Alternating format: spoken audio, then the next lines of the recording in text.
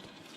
But Scott, this is quickly turning into the Alcoa Tornadoes' favor here as this second quarter starts to come to a close. Early on, it looked like Anderson County was starting to really get that momentum meter on their side, and here in the last 5 to 6 minutes, it's totally flipped. Well, as we saw in the first quarter, it looked like Alcoa had the meter going their way. They got stoned, just stopped by a wall, and then next thing you know, the Mavericks had it way over on their side. Manu fakes the jet sweep, turns, drops back, and throws it. That one's a little underthrown and almost picked off. And then Scott, he missed it, judged it, couldn't hold on to it, and almost delivered it to an Alcoa receiver running by him. I believe that was maybe Jalen Pinson running by him who almost caught it. But man, what a tough break for Anderson County, as that was number 0, Damian Lavelle, who almost got the INT on the inside throw. Would have been the first interception of the season for Manu. Yeah, he threw it right into a crowd, too. He needs to be a little bit more careful with that. But, yeah, that would have just been one of those, it's not my night, if he had just handed it right to a receiver going by him. That's true. 2nd and 10 for Alcoa. You've got Damari DeBose in the backfield. Manu looks over. They get an adjustment for the play call. He comes up to the line, yells that out to his team. Alcoa moving from left to right on your radio dial, 32 yards away from pay dirt. It'll be a handoff to DeBose. DeBose looking for some space. DeBose to the left side. It'll be 3rd down after a gain of around 3 or 4. That should bring up around 3rd and 7, 3rd and 6 for Alcoa. Yeah, waiting to see the referee mark that. Looks like 7. Here's a question for you, Scott. They don't get the first down here. Are we in Kyron Tyson territory? I think we are. Ball 29 yards away from the end zone. It's 3rd and 7.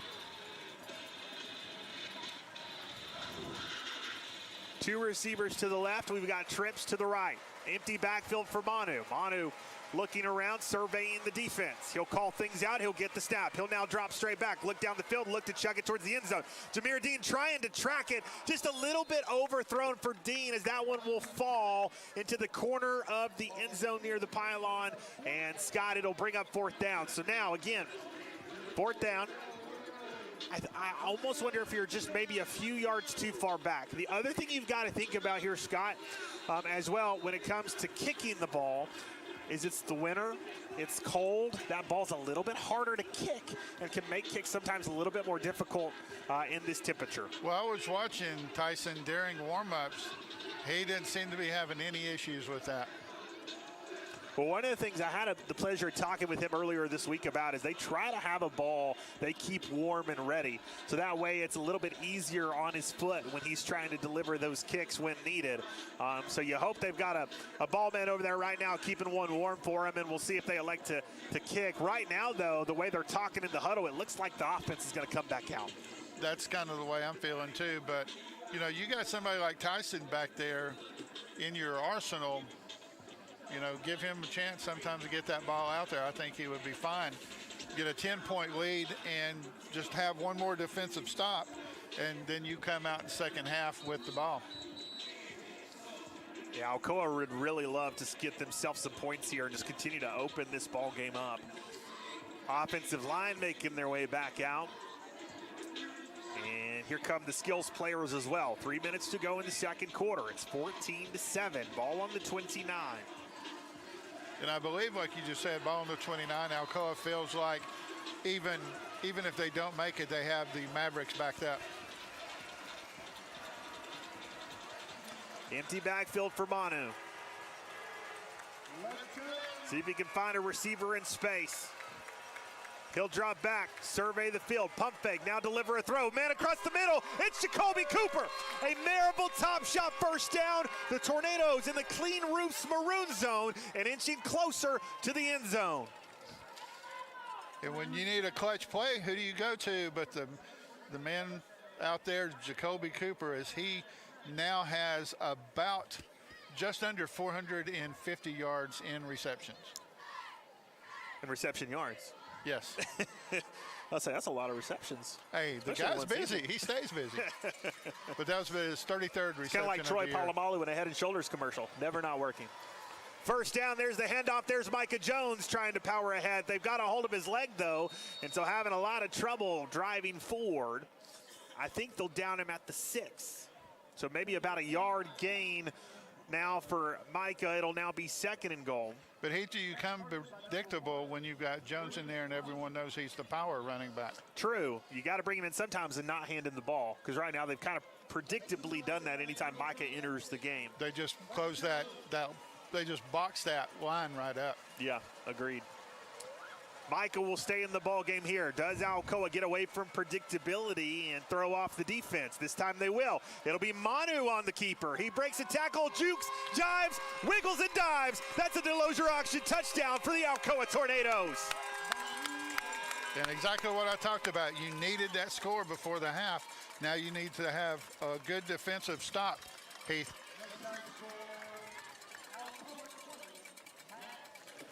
What a great play call. And Scott, we just asked them to change up and not be so predictable, and they must have their headsets on and tuned in.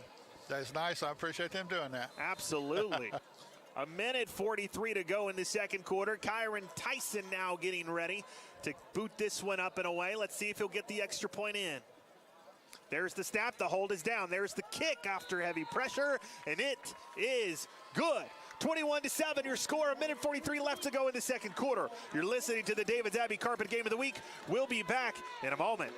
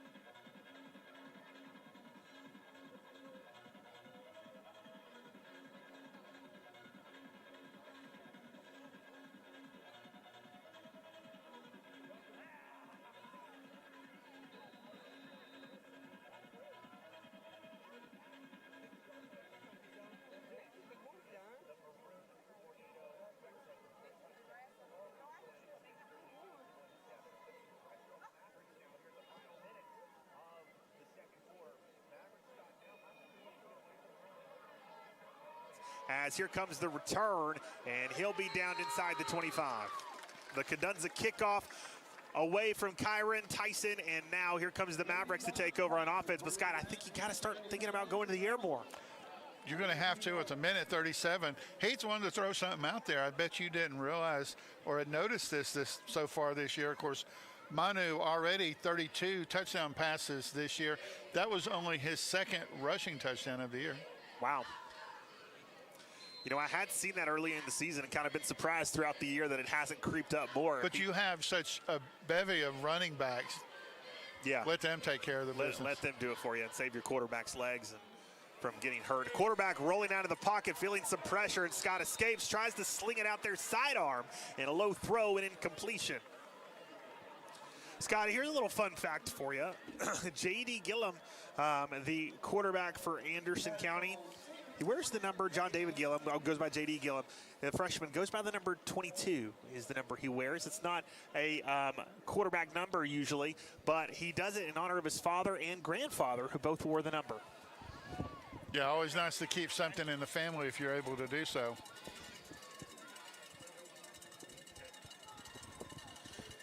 Gillum will drop back here. Here comes some more pressure from Alcoa. He's able to break some with his legs, throw it outside, a low throw, caught on the ground. Did he hold on to it? They'll say he did. Great job by J.D. Gillum escaping that pressure. He had Alcoa Tornadoes all around him, Scott, but used a little bit of magic there with his legs. Yeah, escaped out of that because it looked like Alcoa had him. However, now it's going to be about 3rd and 1. 3rd and 1 for Anderson. They'll hand the football off. Bouncing outside is Thompson. He's going to get the first down. But Scott, Time continues to tick, and unfortunately for Anderson, they've used all their timeouts. Yeah, and this clock only stops long enough for the referee to put that ball down and get it in place. Clock continues to tick. It's now at 45 seconds to go. Anderson still not set. 40 seconds to go and the snap underway. They'll turn, drop back, sling it outside, caught by Thompson, but only for a gain of around 3. It's going to be second down and still plenty of yardage to go from the end zone. 31 seconds left also, Heath, on the clock. So not a lot of time to get that ball down the field, but as you mentioned earlier, they can strike quickly. Yeah, you almost want to try to send Thompson outside as an outside receiver and send him down the field. It is 31 seconds to go, 61 yards away from the end zone for Anderson. No timeouts for Anderson County left. They used them all already. Trips to the left, single receiver to the right. Now they'll send Thompson out as a receiver. Gillum will drop back. He'll roll to that side, look to just chuck it up down the field. He's got a man. It's caught. Oh, man, and a touchdown for Anderson County. Scott, it felt like there Del Hughes had him, but Del Hughes took a little too long and tried to kind of change his angle. And while he changed his angle, the receiver just kept going and scored. It was like Damian Luttrell was the receiver on that play, Heath, but I agree with you. It looked like he had opportunities to bring him down and just was trying to find a different angle or something, but they were so keyed up on Thompson running that other side, they allowed the other receiver to cut right up the middle. And we talked about, Heath, quick strike, and that's exactly what they've done. Both touchdowns have been long yardage passes.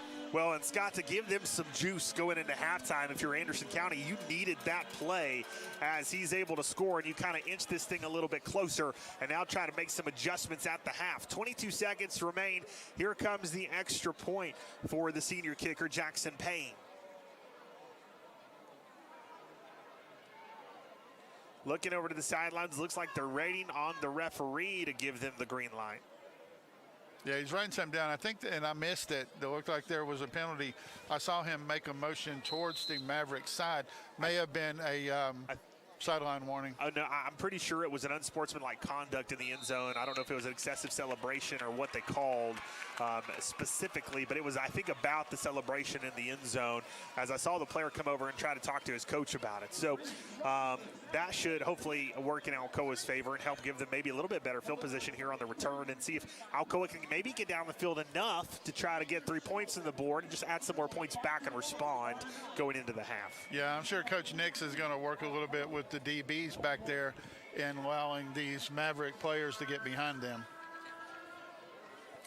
So we'll keep it right here as we're only 22 seconds away from halftime, and both teams will come back out here in a moment for the Cadenza kickoff. 21-14 your score. Alcoa had a 21-7 lead, and then Anderson County just moments ago when it looked like it was really bleak for the Mavericks somehow was able to pull a rabbit out of the hat and get it down the field for a score, and excellent play call by their offensive coordinator. Yeah, and a good response to Alcoa's score as Alcoa having a little magic on that fourth down to keep that drive alive and getting that touchdown after that. But Anderson County, yeah, it looks like they did get marked off 15. Yeah, and you know, Scott, for a minute there I was going to say maybe watch out for the onside to see if they can get some more points, but now I'm saying no because I forgot about that penalty, and if you onside it here and you don't get it, you put Alcoa in field goal territory immediately. And touchdown territory. Alcoa can strike fast too. Yeah, we'll see if Alcoa elects to run the ball and just take it to the half, or maybe they try to respond right back and see if Jameer Dean or Jacoby Cooper or one of those talented receivers they have can do something with it. There's the low kickoff. It's going to be returnable. It's Jameer Dean, gets it at the 24. Jameer Dean to the 30, to the 35, looking for some space. He'll cut it outside. Around the 40, a good shoestring tackle by really Anderson. slow run. Yeah. It's like he was trying to wait or look for something and never found it. Yeah, I thought he was going to slip out of the clutches of the Anderson County player. I believe that was Lyndon Burnett who made the tackle. Yeah, he looked like you're waiting on him to kick it into high gear, and he never got out of second. Yeah, well, sometimes, though, too, you kind of think about like a running back kind of patiently waiting for a hole. It almost kind of looked like that for Jameer Dean, waiting for the chance to turn on the Jets. 16 seconds remain. It's an empty backfield here for Alcoa.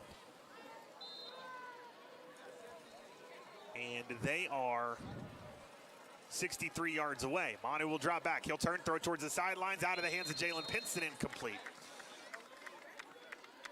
Just kind of bounced right in and out of his hands towards the Alcoa sideline. So it's now 2nd and 10. And now 11 seconds left, but a very catchable ball, just did not catch it. Yeah, it looked like they were trying to go deep, didn't see something, then thought, okay, well, let's just get a little bit closer and then stop the clock. And unfortunately, just not able to corral that one was the Tornadoes receiver. So it is 2nd and 10 now. 11 seconds left to go. Manu drops back again, looks down the field. He'll look to fire this one away. This one to Dean. Dean trying to get it, but just a little bit overthrown. Good coverage by the DF, hip to hip with him. That was number 1, Reese Russell on the coverage. 5 seconds to remain for Alcoa here.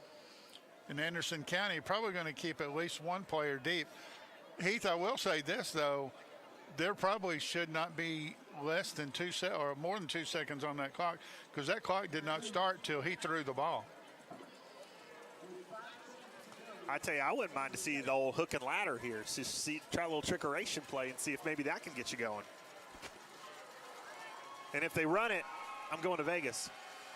3rd and 10, 5 seconds to go. This should be the final play of the half. There goes a pass to Condis Cherry, setting up for him. Condis tries to bounce it outside and then see if he can step out just in time. He will not. That is how the first half will end. 21-14, the Tornadoes in the lead. They will get the ball to begin the second half. A great first half for Alcoa. And what a battle that we've seen so far tonight. That it is, Heath. And Alcoa just looking like they're fixing to take control of the game.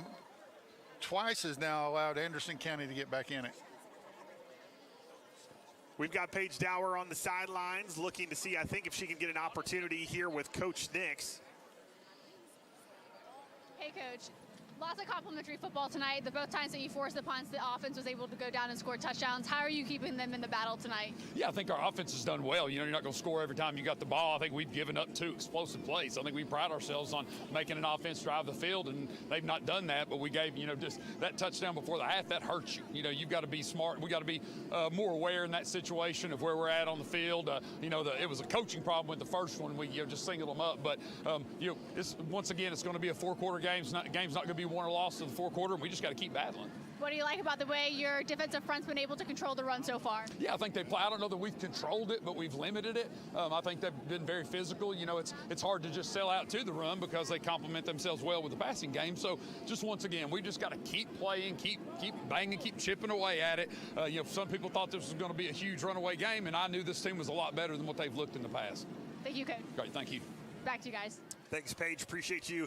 21-14, your score. We are going to take a break here on the David's Abbey Carpet Game of the Week. When we return, we will be back to bring you the Stevens Entire Halftime Show here on 94.3 Jack FM.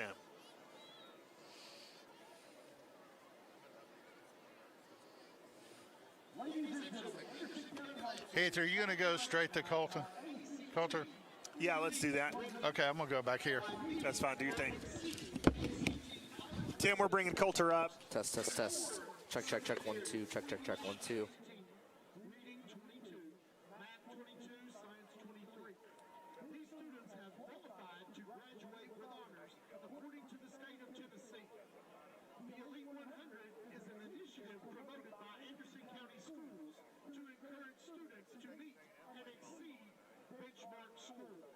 Raising our college readiness rate.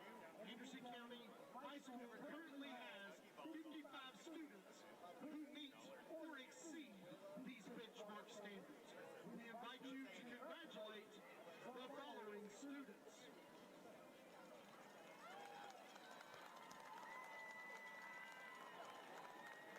Caroline Arender, Jocelyn Amos, Neelan Beatty. Welcome in to the Stevens Entire Halftime Show. Heath Dunkel alongside Coulter Tao here for you. 21-14 your score. It's the Tornadoes in the lead over Anderson County. Coulter, before we dive into those deep stats, man, it's been quite the ball game. Oh yeah, Heath, just both sides have had such electric plays. You know, Alcoa with that 4th and 3 that went 34 yards to Jameer Dean, and especially that Jason Thompson 99-yard touchdown. Yeah, we've certainly seen the playmakers we thought we would see tonight, right? And right now, I think you and I still have an opportunity for our score predictions. We'll see how this one shapes up in the second half. A lot to be improved upon, you would imagine, for both teams. But right now, tell us how it looks statistically. Thanks, Heath. So starting off for the Tornadoes on offense, 214 total yards, 69 on the ground, and 145 on the air. Quarterback Thomas Manu having a stellar game with 8 completions on 13 attempts, 145 yards, and 2 touchdowns. Manu on the ground has 6 rushes for 33 yards and a rushing touchdown. Wide receiver Jameer Dean having an absolute terror of a night with 4 receptions for 102 yards and 2 touchdowns. The running back Connus Cherry with 5 rushes for 17 yards, 2 receptions, and 16 yards. Wide receiver Jacoby Cooper with 2 receptions for 27 yards. Looking over at the Anderson County side of things, they have 219 total offensive yards, 47 of that on the ground, 172 of that through the air. The quarterback John Gillum with 4 completions on 6 attempts for 172 yards and 2 touchdowns. He's also thrown an interception, and that was to the safety Micah Jones. The wide receiver Demian Leavell with 2 receptions for 70 yards and a touchdown. And the running back Jason Thompson having a stellar day with 13 rush attempts for 47 yards and 2 receptions for 102 yards and 1 receiving touchdown. All right, Coulter, so you take a look at the stats. Give me a little bit of perspective here of really what stood out to you the most. Yeah, for sure, Heath. So in my pregame, I talked a little bit about kind of the guy that's their main guy, Jason Thompson. He's just had such a stellar day.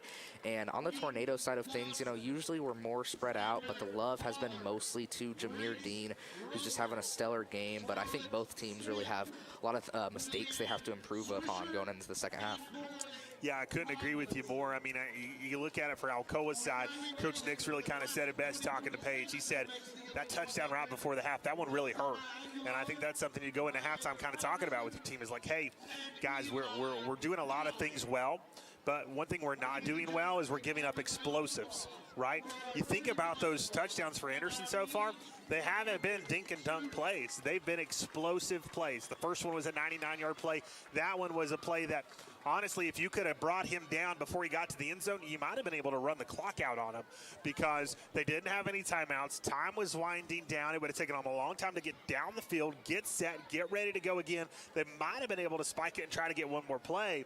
But, yeah, unfortunately, doesn't work out for you, and for Anderson it works out perfectly. So if you can eliminate the explosives, you give yourself even more of a chance to be able to separate. And then offensively for Alcoa, just continuing to try to find ways to convert third downs. They found themselves in a couple 4th downs today that really don't see a lot for Alcoa, and then put themselves in pressure situations. Now, sometimes pressure makes diamonds, and we've seen that a few times tonight, but still some work to do on the offensive side as well. Yeah, for sure, Heath. Another thing I kind of want to add is I want us to throw the ball a little bit more. I mean, 13 passing attempts and 20 rushing attempts, only 3.5 average yards per carry. I feel like Anderson County has done a really good job at shutting that part of our offense down, but I feel like what they haven't done a good job of is on the DB side of the ball.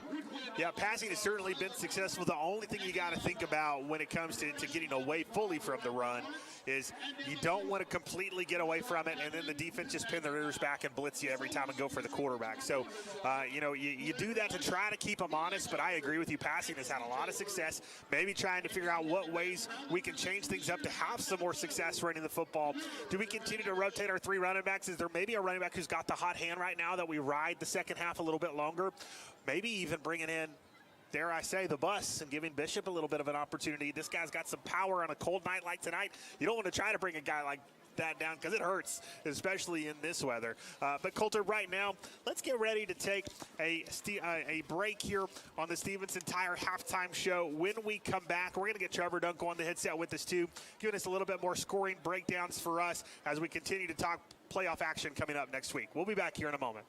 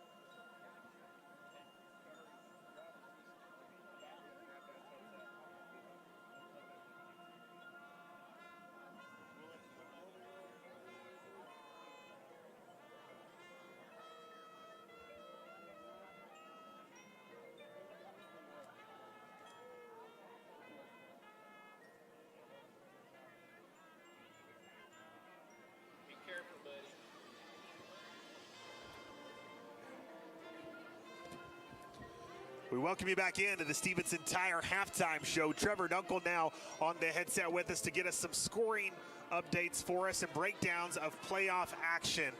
So we welcome him back into the call. We've also got Scott Dunkel, who will be joining us here in a moment as well. Trevor, take it away.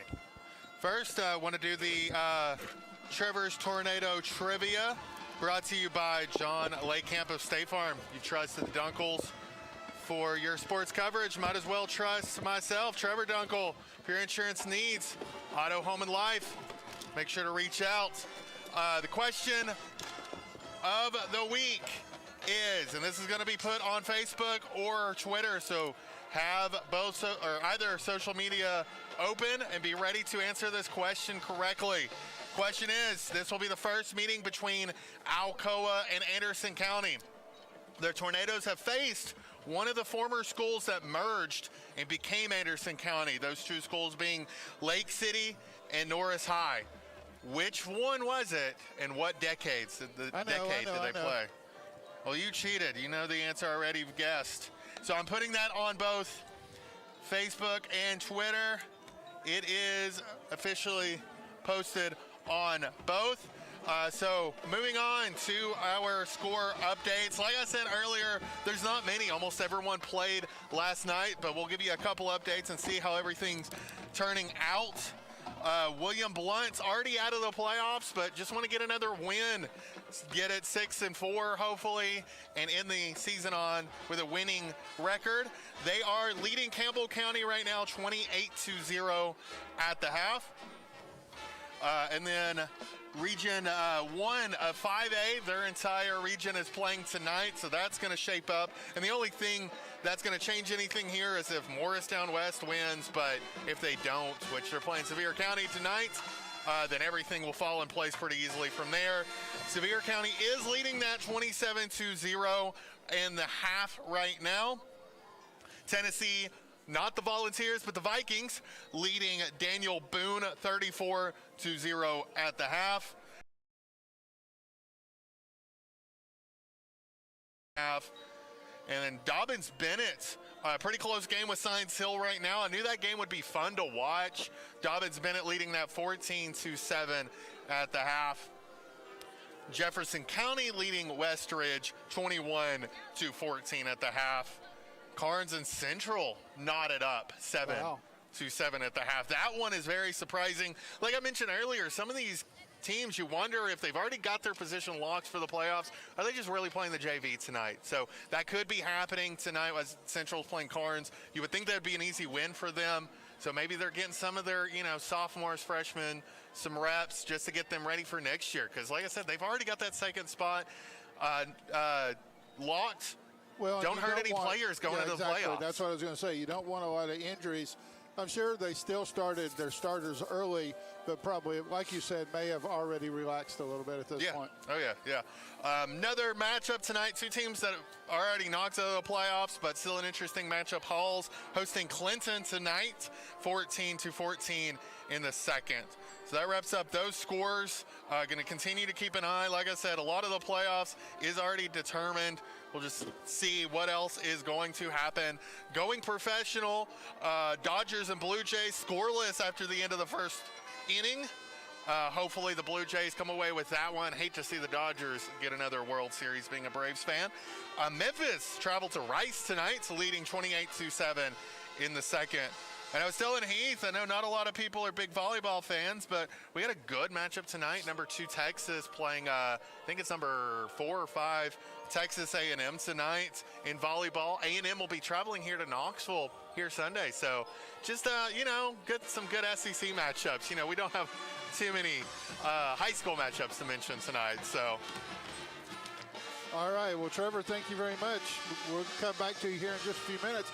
Let's take a break. You're listening to the Stevenson Tower halftime show of the David's Abbey Carpet Game of the Week. Let's take a quick break. When we come back, Trevor and I will go a little bit over what we've seen so far in the first half. We'll be right back.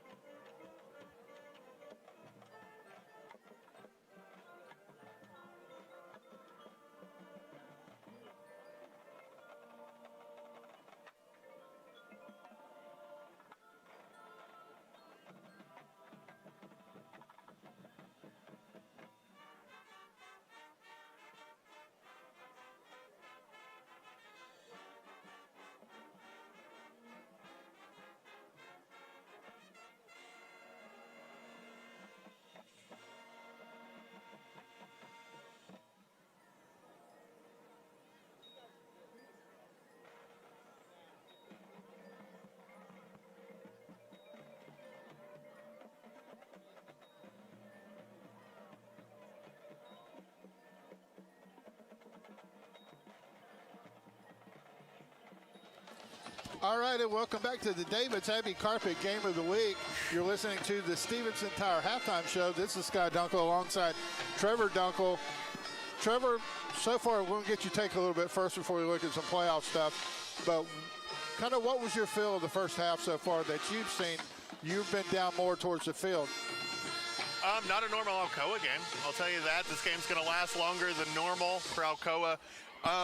Very good matchup. One of the only teams I think that's, besides Maryville, it's matched up very well with Alcoa so far. It's been some big plays, one after another.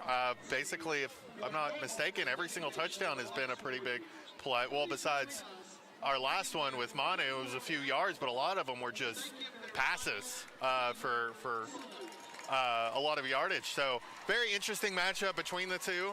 Hopefully Alcoa can continue leading in this game. There's been some times you kind of wondered if Tyson was going to go out. I know you guys were talking about that with that last touchdown, but Alcoa is still pulling away with touchdowns on those drives as well. So still wondering if Tyson's going to get any action tonight outside of extra points. But maybe, your leg gets kind of cold. You got to play around with that.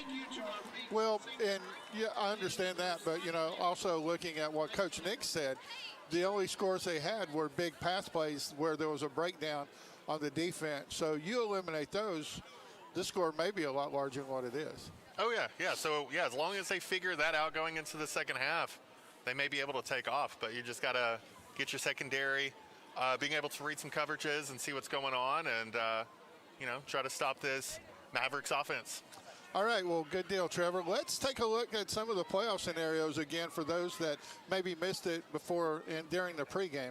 Yeah, so starting off in 4A, Region 2, it comes down to this game to see what's going to happen. Carter's already locked fourth. Gibbs is rooting for the Tornadoes because they want to get second, because third is going to find Elizabethton in the playoffs. So not a team, even though they lost by a lot to Greenville last night, you still don't want to match up with either of those teams normally in the playoffs, especially the first round. So Gibbs really wanting Alcoa to win this game so they can match up with Cherokee. And that calls into question Anderson County. If they come away with a win, they're going to see Volunteer. But if they lose, they drop to third. They see Elizabethton. So, and the thing is you were talking about Gibbs and, of course, Anderson County here, too. Depending on the outcome, if Alcoa wins this, Anderson County's on the road. They're not playing at home, and Gibbs gets the nod to at least host a game there at Ernest Whited Stadium. Yeah, and that's always a plus as well, getting to play in front of your own fans, things like that, your own crowd, your own noise, basically. You definitely want that. Carter, like I said, is locked up fourth. They're already going to get Greenville, with Greenville getting the win last night. And then Cherokee will get whoever lands in second. If Alcoa gets the win, it's going to be Gibbs. If Anderson County gets the win, it's going to be Alcoa. So continue to see what happens there. Moving over to continuing a little bit more with 4A, Region 3, keeping an eye on Loudon and seeing what's going on there. They got third place last night after they lost to Red Bank, and Hickson getting their win against Signal Mountain. So Red Bank at 1, Hickson at 2, Loudon at 3, Signal Mountain at 4. So they'll match up with the Region 4 teams. And then Eagleton last night getting their win over Oneida. So that's first and second there. Polk County at third, Tellico Plains fourth. So Eagleton will host Cumberland Gap next week. Oneida will host West Green.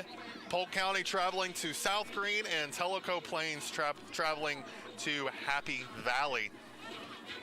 5A, Powell getting the win last night. Should be hosting, as long as Sevier County can hold on to the wins tonight, should be matching up with Morristown West, host them next week. Central will host David Crockett. Halls will host Tennessee, again, not the college, but the Vikings. And then Sevier County will host West. Let me fix that. Tennessee will host Halls, not the other way around. And then 6A, Maryville will most likely host Westridge. That one is going to be up in the air. The Region 1 of 6A is a very crazy region going on right now. And you see what the scores were for that again. So Dobbins Bennett leading Science Hill. And then I said Jefferson County leading Westridge. So that one's one of the ones that's not confusing. If they, those are both 7-point differences there. So Maryville would be seeing, if that were to continue, see Westridge, Oak Ridge hosting Science Hill, Bradley Central heading to Jefferson County, and Farragut heading to Dobbins Bennett. But again, like I said earlier, a lot of that can be up in the air depending on how those two games pan out, and they're both a touchdown difference in both games as well going into the second half. Well, something a little surprising, I guess more to me this time around, Trevor. Of course, you know, Maryville 6A playoffs. William Blunt not able to get into the 5A playoffs this year, so they're at home. Heritage not able, just barely missing the playoffs for 4A here along with Alcoa. But a team that we're used to seeing in the playoffs in single A, not there this year, is the Greenback Cherokees. Yeah, and it's something I've said a couple of times this year is this is the second year in a row that they've missed the playoffs. That hasn't happened in almost 20 years. 2006 and 2007 was the last time that they've missed the playoffs back-to-back years. They haven't had winning records in most of those years, but still made the playoffs. And that's all that matters. But that's calls it a question. What's going on with Greenback? Can they bounce back next year and try to get back to the playoffs? Because I'd have to dig and see, but when was the last time they've been 3 years in a row without the playoffs? That's definitely something to have to dig into and see what that was. Well, we definitely hope for that as well. But the teams are back on the field, getting loosened up, getting a little bit warmed up too. Is still a little chilly out here. While they're doing that, let's take a break. Again, you're listening to the Stevenson Tire halftime show of the Davids Abbey Carpet Game of the Week. Let's take a break. We'll be right back. Should be ready to start the second half.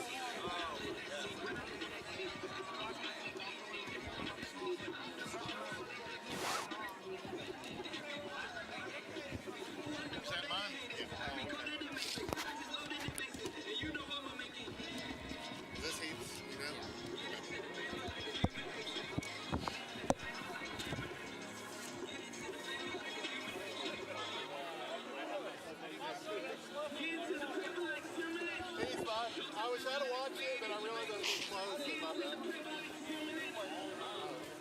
Thank you. Thank you. Thank you.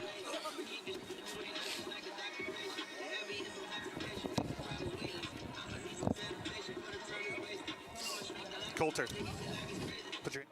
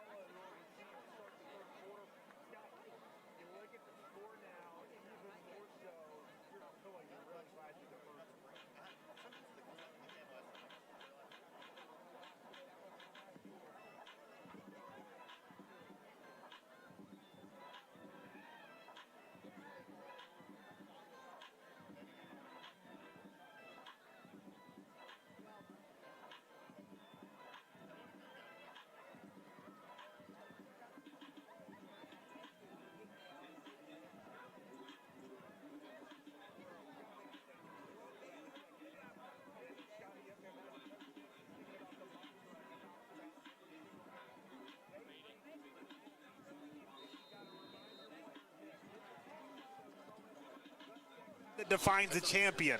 Here in a ball game like this, who's going to come out on top?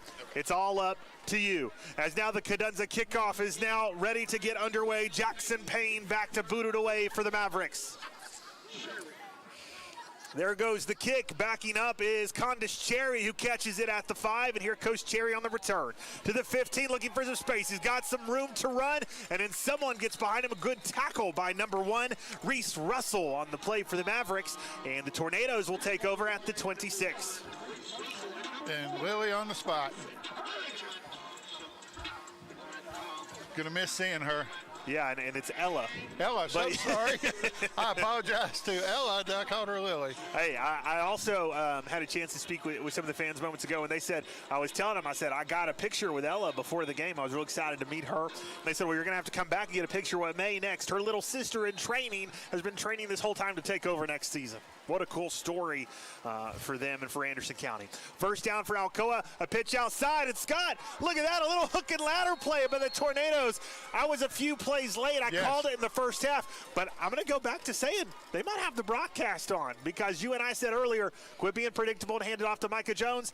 They gave Manu the ball. We said at the end of the second quarter, why not a hook and ladder play? First play here to start the third.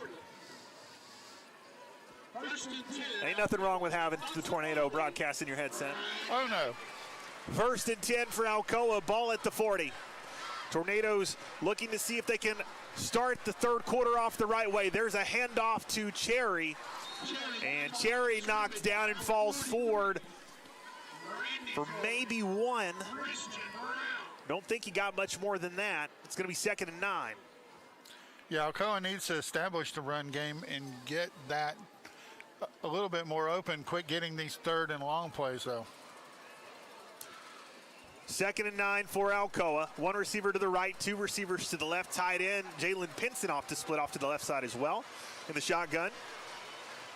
Fake handoff pass on a slant route to Jacoby Cooper. Cooper now will look to try to bounce it back outside, stiff arm to the defender. Another defender comes to assist and tackles Cooper at the 49. And that's a Maryville top shot, first down for Alcoa. It was a good quick strike by Thomas Manu. They gave Cooper a lot of space on the slant route. It gave him time not only to make the catch, but then have some time to try to make a move and try to get the defender away from him. So it gave him plenty of time to do that, and even more time to get that Maryville top shot first down. It'll put the ball at the 49, 10:46 left to go in this third quarter. 2 receivers to the right, tight end split off to the right side of the line. Jameer Dean by himself on the left. They'll send Pinson out now towards the trips formation. Manu will roll out that way, look down the field, has nothing doing, and Scott, he's going to be sacked. Yeah, and that's something you don't see a lot of, Manu, but he pretty much ran into the defender over on that side as they were just pushing the offensive line back. Well, and give some credit to Anderson County, Scott. Yeah, you know, it almost looked like when you were watching it that 2 linemen were out there with him trying to lead block for him, but it was really more the D-line pushing them both towards Manu, chasing him, and instead of throwing it away, Manu takes the sack and a big loss for Alcoa. It's now 2nd and 15 for the Tornadoes. 2 receivers to the right, 3 to the left, empty backfield for Manu. So Tornadoes now looking to see if maybe they can go through the air attack and cut into this yardage deficit. A tipped pass as it was intended for Jameer Dean, almost picked off in front of him. It's now 3rd and 15. Yeah, Anderson County coming out with a mission to stop Alcoa on this first drive, get them a chance to come back and tie this game up. But Alcoa, again, facing a 3rd and long situation. You had a chance, Scott, to go into the breakup 2 scores, trying to get 3 scores on the board in the differential, and you gave them new life with that touchdown. And so you've got a rejuvenated Anderson County team that probably went to the half saying, hey guys, we just proved we can hang. Now let's go out there and do something about it even further. 3rd and 15 for Alcoa, empty backfield. They're now going to bring heavy pressure on Manu. He'll roll out to his right. He will be sacked. No time for Manu to deliver the football, and he tried to get away from it, but those Mavericks were all over him. Yeah, an excellent play from the defense for the Mavericks is they kept him pinned up, did not allow him to get that rollout all the way as he needed to, and just did not give him any time to look downfield for a pass, but a huge play for the Mavericks here. So now, Scott, 4th and 16, the Tornadoes will have to punt the football. That is not the way they were hoping this first drive would go, but now they got to put it in the hands of their defense.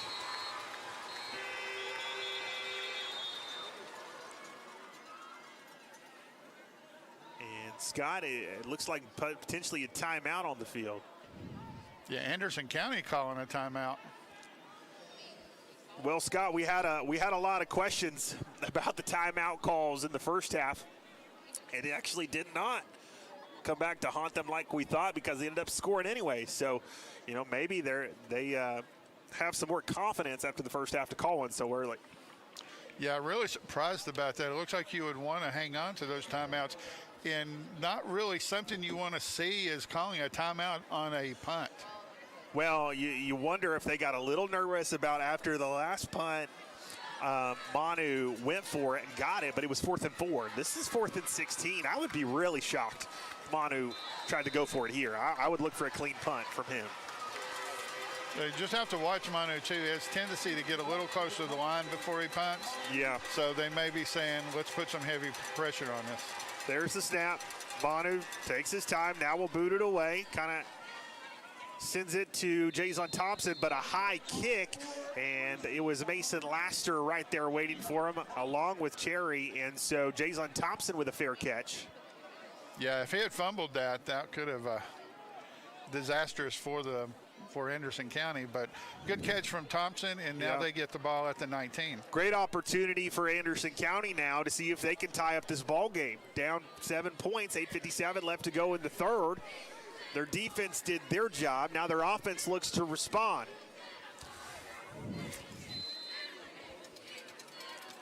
Quarterback J.D. Gillum, 4 of 6 for 172 yards and 2 touchdowns. He's got his lead senior running back in the backfield with him. He'll fake it to him, look to throw it down the field. Throws it deep. There goes Damari DeBose with him. Good coverage. And oh man, that is, I'm going to say a bad call, Heath. Because DeBose turned, put his hand, but he never interfered with the player or looked like that he changed the progress of the route of the player. Looks like he just turned around and put his hand up. Yeah, I mean, I thought that was tight coverage. It looked like DeBose just tried to kind of get, like you said, a hand up last minute to try to just kind of be right there with the receiver. However, maybe they saw something we didn't from this angle. Tough break for Alcoa. First down for Anderson. Well, and the thing is the flag was thrown from the ref on the far side, who had their back was to him. So saw the backside of the receiver. So unless he got his arm wrapped around him, I don't know what else he could have called. Fresh set of downs for Anderson. There's the snap. This time they'll go to the ground game.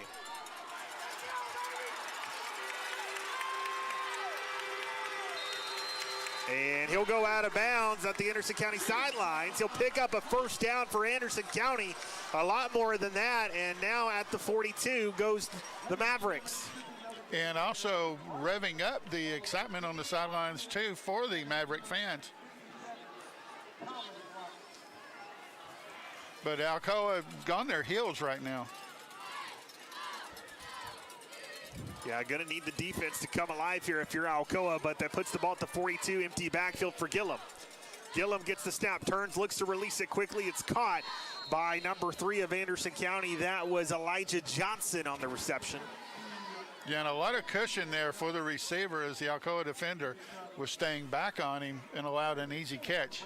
Gillum got that out of his hands fast, and Johnson just luckily turned around in time to make the catch and tiptoed the sidelines. It's 2nd and 6 now. They'll stay in the empty backfield formation. They have Jason Thompson on the right side as a receiver. They have Trips to the left. He'll turn, look to pass, now try to throw it to Thompson. Tried to get him to bite there, Scott. Tried to fake a little hitch route to Jason. Tried to get Damari DeBose to jump it and then try to get around him. Damari DeBose stood his ground, did a great job just patiently waiting, and so then nothing there and kind of had to throw that one away. Well, DeBose also was able to interrupt the receiver's route just a little bit, threw a little bit of the timing off as well. 3rd down for the Mavericks. And a very important play here. Okay, Scott, I'll flip this one to you. They don't get it. What do you do? If I'm Anderson County, I punt, depending on the yardage. 3rd and 6. They'll now move Thompson in the backfield with Gillum. They'll turn, they'll hand the ball off to him, and there he goes. And he's going to pick up a first down.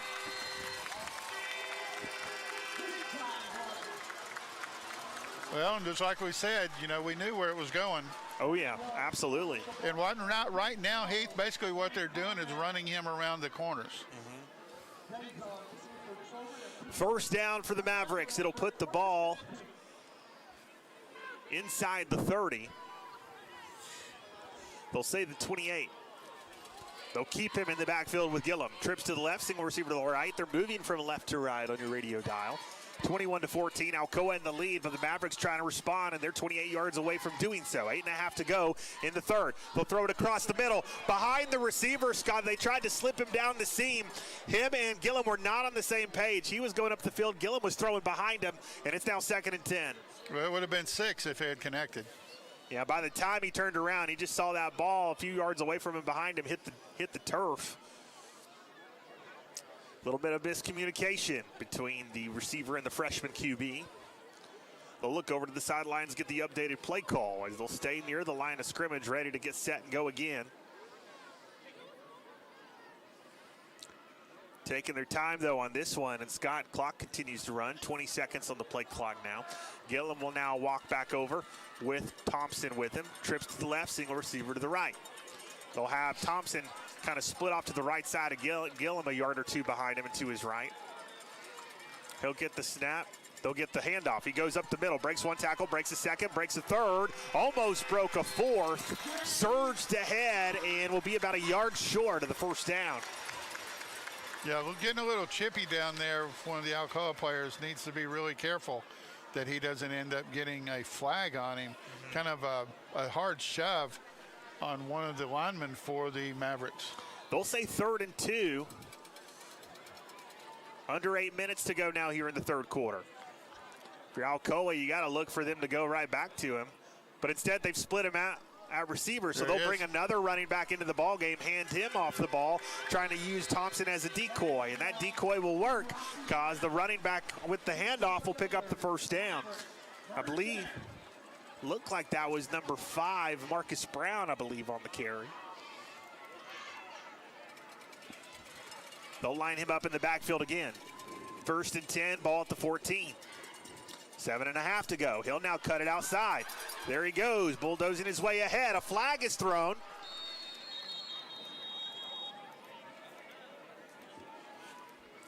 See what the call. Looked like the flag was thrown when they were trying to make the tackle. So is it going to be maybe a face mask on the Tornadoes, or did they see a hold in the skirmish on the line? A hold. Ooh. And that's what I thought too, was it was going to be a hold call. So I'm glad for Alcoa's part anyway, that's what it is. Yeah, a little bit of a backbreaker there for Anderson that moved them backwards in the wrong direction. Yeah, especially when you had 1st and 10, now you're 1st and 20. Yeah, you were inside the 10 away from the goal line. So now they'll walk it back. And they'll continue to move. Ooh, this one's going to go back a ways. That's what I said, 1st and 20. Looks like are they 20 or the 19? I think they're at the 19. Well, no, I meant 1st and 20. They backed it up from the line of scrimmage. So 1st and forever for Anderson. They're going to go to the air here or continue to trust the Brown game. They'll keep Brown in the backfield with Gillum. Thompson still out at receiver. They'll throw it to him. And again, miscommunication. Scott Thompson just flying down the field. Looked like a little bit of a back shoulder trying to hit him towards the sidelines was Gillum, and Thompson was gone. By the time he turned around, he saw that ball way behind him. Well, he's lucky, too. There were 2 Alcoa defenders right there as well. Picked off. And had it got picked off, it probably would have been 6 because it was green straight down the line. Yeah, absolutely. Would have reminded us of Jordan Harris at the Maryville game. 2nd and 18 now for the Mavericks. 7:01 left to go in the third. Gillum's got Thompson back with him in the backfield. He'll drop back. Thompson will go out to the outside. Now they'll throw it down the field. Another overthrow by Gillum. And Scott, this is where I feel like you start to see a little bit of having a freshman in at the quarterback position is just some youth and inexperience at this level. Yeah, just a little timing issues right there, but he had an opportunity as the defender had slipped. So if he had hit his target, he had no one in front of him to stop him. It's now 3rd down. Can Alcoa make a big stop here? And if they do, Scott, do you maybe just try to get the points and make this a 4-point ball game and get a field goal here? Because you still got time. Good question. Or do you worry you're trading here. field goals for touchdowns? 3rd down. There's the snap. Gillum drops back. He'll now have to roll out. Here comes Kenny Harris after him. Kenny Harris trying to get him. Now here comes some extra pressure. They'll throw it into the end zone. It's dropped. Incomplete. 4th down. They had a touchdown. It was a good throw. It almost looked like 2 different receivers tried to go for it, and because of the confusion, neither one came down with it. Yeah, Alcoa dodged a bullet right there. They did. But Alcoa's been so close to sacking Gillum, and he's been able to get away. A good magician back there as he has escaped them. And Scott, it looks like they may look now to go towards the field goal unit. Yeah, better to get something up here. I mean, if you hold Alcoa and you take the lead, or you score a touchdown, and instead of being tied, all of a sudden you've got the lead.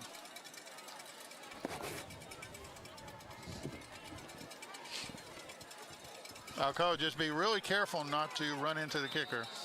And Scott, before Anderson County will get the field goal off, it looks like it's Alcoa who wants to talk things over. You wonder here if you're Alcoa, if maybe you're trying to talk about, hey, let's keep our eyes out for the fake here. Yeah, I'd back about 3 players back just a little bit. If they're going to kick it, they're going to kick it, Heath. You know, it's better to be prepared and not get caught being overzealous. Yeah, blocks don't happen often, so we'd rather prevent the touchdown. And then see if the field goal kicker can make it. So a timeout on the field. We'll take one with them. A quick 30-second timeout here on the David Abbey Carpet Game of the Week.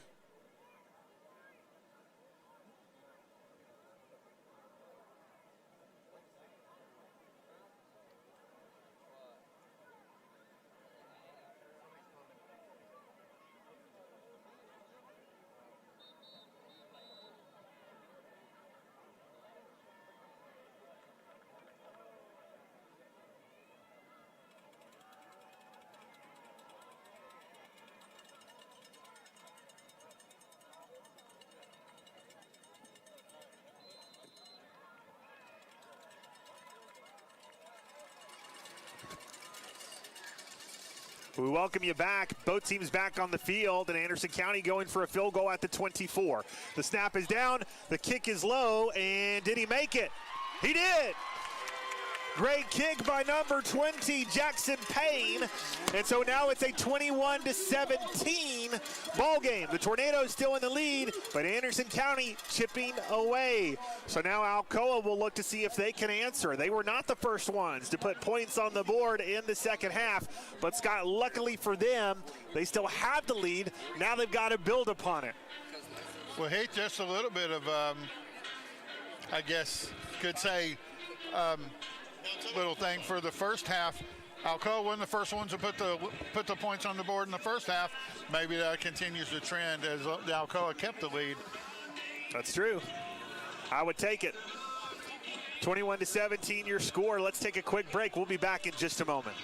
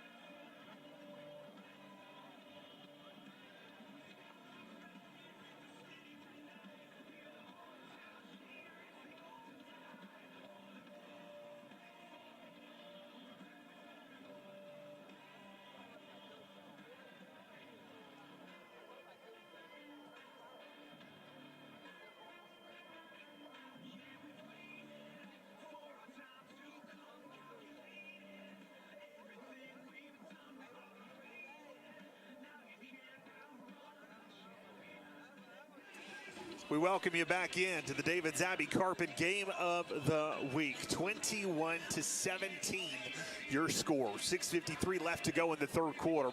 It's the Alcoa Tornadoes who are holding on to a slim lead right now.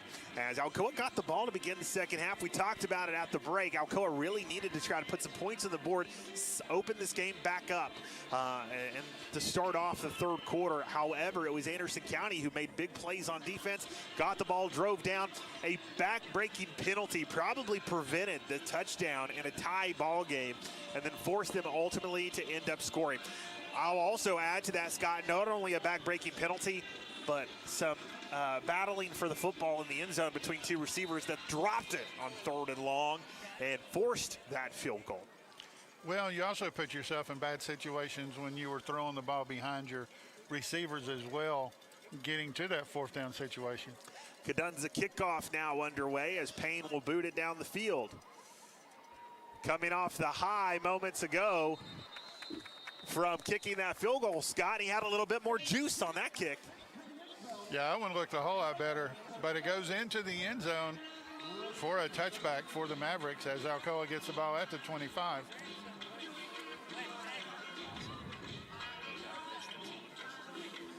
So now Alcoa's offense will come out. We'll see what they can do with it. They started off promising moving the football, but then kind of just hit a rut. And Thomas Manu, that sack really hurt him and allowed Anderson County to get the necessary space they needed to make things very difficult for Alcoa moving forward. So now Alcoa back to it on offense. Empty backfield for Manu, and Manu's got to kind of have that timer in his head, Scott, of getting that ball out. This time they'll do a quarterback keeper for Manu. And he'll cut it to the left. He'll gain around 2 on the play. It'll bring up 2nd down. And again, a little bit more chippiness as this time an Anderson County player kind of taking a swing at an Alcoa player there who was trying to block him. But, and I'll correct myself too, Heath, it was actually at the 20, not the 25. But they, like you said, Manu gets tripped up there, or could have had some big yardage. 6:10 and counting off the clock in the third quarter. 2 receivers to the right, 1 to the left, and a fake handoff, rolling to the outside, and there's Jalen Pinson in the flats with the catch. Pinson to the 40, Pinson to the 50, Pinson close to the other 40, and out of bounds he goes. No one saw Jalen Pinson, and Scott, that's kind of been a theme all season. Yeah, it has, Heath. He's been able to sneak out of there a little bit for the Tornadoes, and again, nobody accounted for him, made it easy. Hopefully this is something that can get a drive going for Alcoa, get some points on the board, hopefully 7, and open this game up just a little bit more. 1st and 10 for Alcoa. Marable top shot, 1st down. Ball on the 40. 5:53 to go in the third. Pistol formation, handoff Cherry. There goes Cherry. He's got some space to the 15, 10, 5, end zone. Delosier auction touchdown. Cherry on the carry. And Heath, an injured Maverick back around the 40-yard line. Slow to get up. He's working his way off. The referee's going to make him go to the sideline. That's number 34 for the Mavericks. Scott, he somehow found a hole. And this time, Cherry was gone. Well, and again, that's where Alcoa speed comes in. Cherry, just like some of the Bows and some of the others, if you give them a hole and they get a chance to get behind you, you're not catching them. So Alcoa now gets themselves a little bit more of a lead. Right now it's a 10-point game. We're awaiting the extra point of Kyron Tyson to make it 11.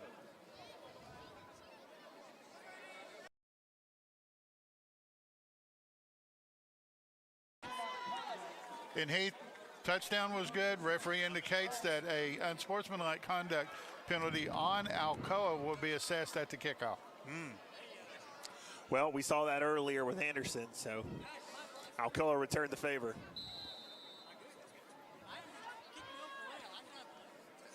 So Kyron will get set. Manu the hold. There's the snap. It's down. The kick is up. The kick angling to the right, and it's no good. Wow. So a little bit off there on the kick, and so it will remain a 10-point ball game. So if you're Anderson County, it's a 2-score game, but a field goal and a touchdown away from tying it up. If you're Alcoa now, though, the offense did their job. You got to go back to the defense and go, okay, we need you right here, guys. 5:47 left to go in the third. 10-point lead for the Tornadoes. We're going to take a break here on the David's Abbey Carpet Game of the Week.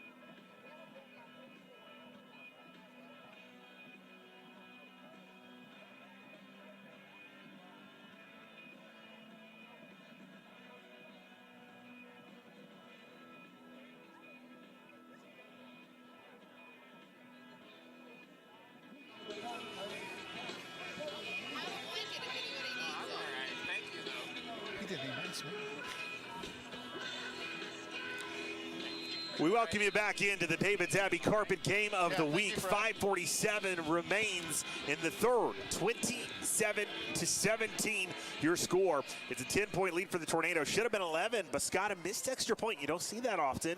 And so now the Cadunza kickoff by Kyron Tyson. He'll look to boot that one deep. That one is going to fall inside the 10. It's continuing to roll. Thompson's trying to get after it. And Scott, he'll have to fall down at the 6. No one was over there. How about that for Kyron?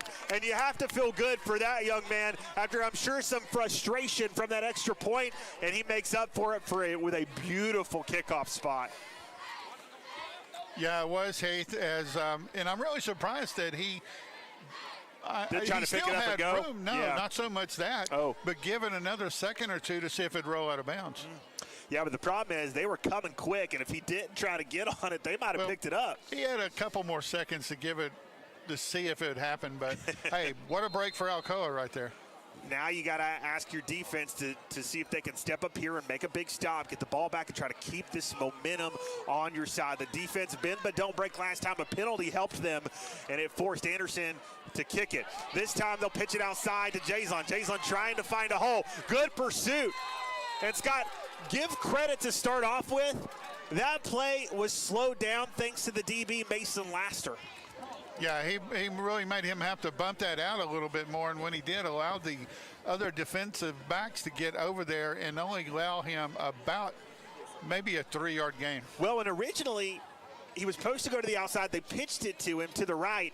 Laster came from the outside, forced Thompson back in. As he juked and cut back in, there was nothing there. So then he tried to ride his lineman and find a hole and hit it. And as he tried to decide to go back outside, Darius Sutter, east-west, was pursuing him and right there to help finish the job. So only a 3-yard gain for Thompson.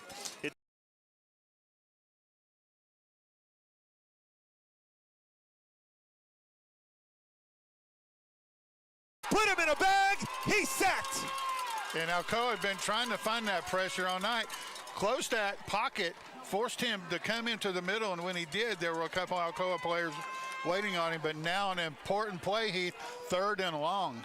And that play, Scott, the sack by the sophomore, Man Henry on the play, and it is now 3rd and 9.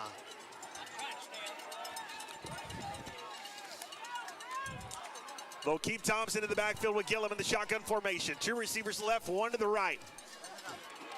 Alcoa looking to bring some pressure. And it looks like we've got a timeout. And Scott, if I saw that correctly, 2nd timeout for Anderson. That it is. We saw it in the first half. They used a lot of those. They used them early. They used them early again here. They were only going to have 1 left the rest of this ball game, and a very tight one. And so they'll talk it over. We will too. The Bill Cox Furniture timeout and another break here on the David's Abbey Carpet Game of the Week. We'll be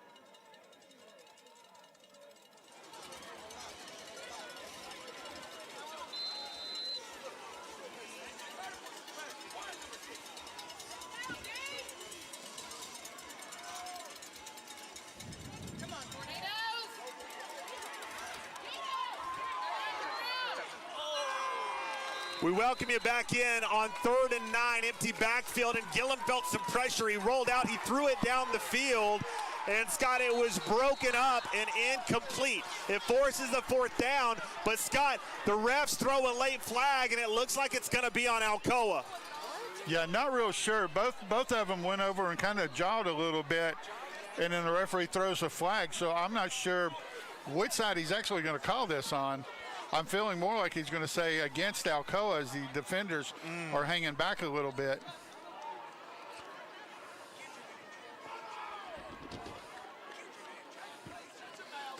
Yeah, well, and it's one of those things, Scott, where in a game like this, tensions are high. There's a lot on the line.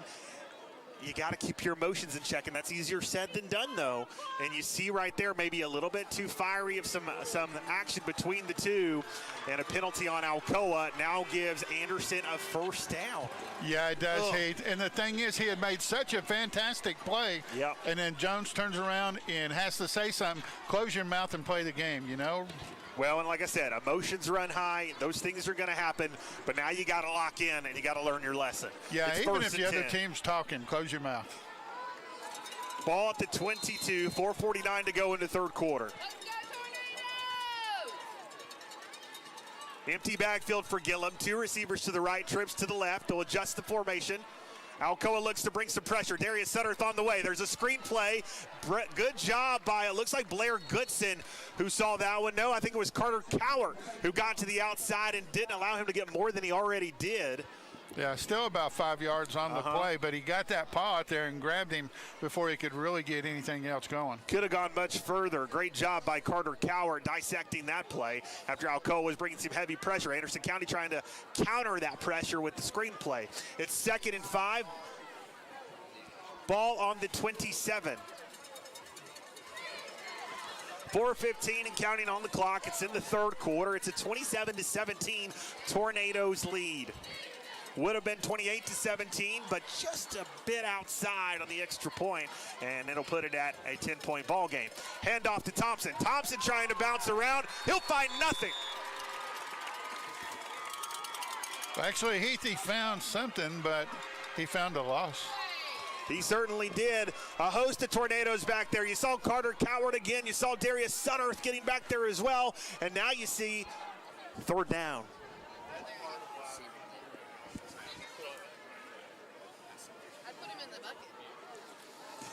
Scott, I've got an early entry, and it might be too early to call it, but I've got an early entry to think about for player of the game. Darius Sutterth, man, coming alive on defense. Yeah, you got a strong one on offense, too, though. Jameer Dean's had himself a night. Tornadoes got to secure the W, though. 3rd and 7, ball on the 26. Empty backfield for Gillum. Here comes the pressure again. He'll throw it outside. And as the as the receiver catches it, Damari DeBose helps assist him out of bounds, and it's now 4th down. And this is territory that calls for a punt. But I would still say, Scott, watch for the fake. Yeah, exactly. They're going to say the ball was incomplete, that he dropped it going into the sideline.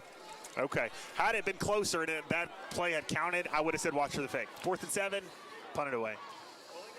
Yeah, I'd back up your deep man, though. This punter's got a good leg.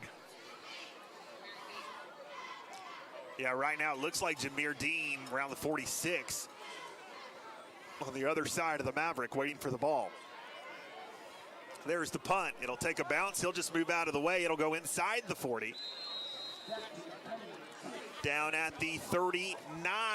3 minutes left to go in the 3rd, and the Tornadoes now will have the football, a 10-point lead, an opportunity to pour on some more. If they can get a touchdown here, Scott, this turns into a 3-score ball game. And that's exactly what they need, Heath. You gotta keep putting pressure on Anderson to start throwing the ball more. Here's the thing, though. You miss another extra point, it's still a 2.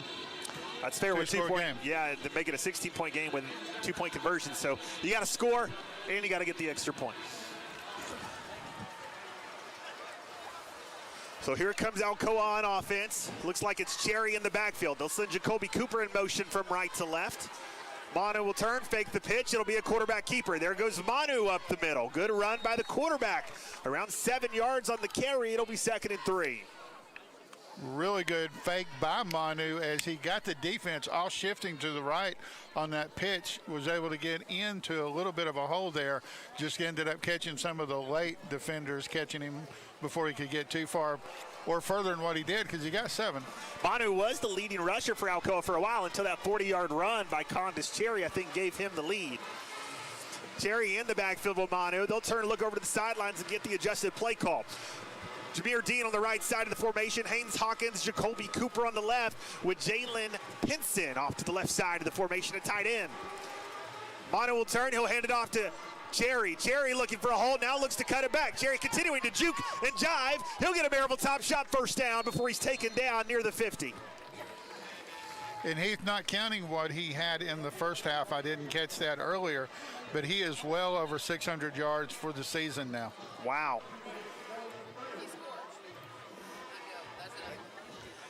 So under 2 minutes to go in the third quarter, Tornadoes would love nothing more than not only to score, but to chew up a lot of clock. Not only the end of the third, but see if you can take some of the fourth away too. Especially considering Anderson County's already used 2 timeouts. Receiver by himself, Jameer Dean on the right, 2 receivers on the left. They'll turn, they'll fake the handoff. Drop back, look for Dean. There goes the bomb. There's 2 DBs around him that kind of pushed him out of the way. No call, and that ball will fall incomplete. Well, and if this is a design play to go to that particular receiver, why would you even attempt throwing the ball with 2 guys right on top of him, 1 behind him, 1 in front of him? There is no reason to have thrown that pass. Yeah, you wonder if he could have maybe tried to go to his second or third read on the play. It was a little too far down, or really not the best throw to Jameer because he was double covered. Maybe he was just hoping Jameer could get in between him and make it. But Scott, also something to note, Jameer Dean went down hard on the turf. He was kind of holding that shoulder and walked off the field. So he is off the field right now being checked on by Peggy Bratt. Hopefully he's okay.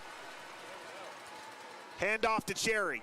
Cherry will get slammed down, and it'll be 3rd and long for Alcoa. Yeah, and something we talked about earlier, stay out of the 3rd and long situations.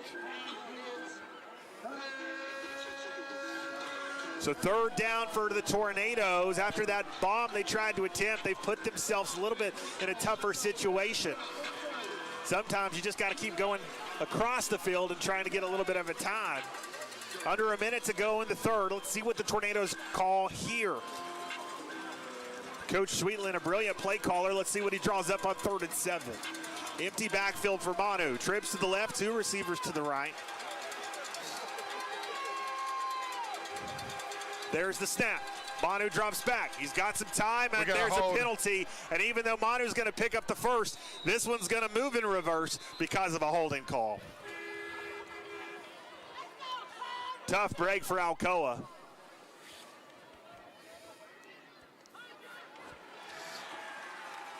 Great break for Anderson. So it's going to back it up. It's going to make it 3rd and 17 now instead of 7. So now we'll see if the Tornadoes look to try to see if they can take another shot and try to pick up the first down, or maybe do they just try to get a little bit closer and then maybe look to punt it away, see if they can pin Anderson County deep. Well, and you know, Heath, too, when Anderson or Alcoa's got in this situation, Anderson County's brought a heavier rush on him. 2 receivers to the left, 1 to the right. They've got Cherry in the backfield. Manu will drop back, turn. Now he'll roll out the opposite direction. He's got players behind him. Manu sacked.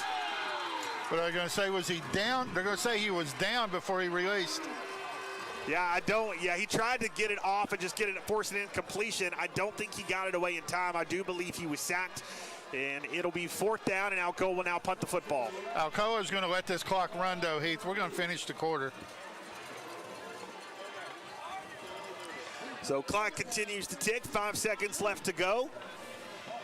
There goes the clock, and there goes the quarter. At the end of the 3rd, 27-17. Tornadoes in the lead, but now punting and giving Anderson another opportunity to continue to hang in this game. You're listening to the David Debbie Carpet Game of the Week. We'll be back for the 4th here soon.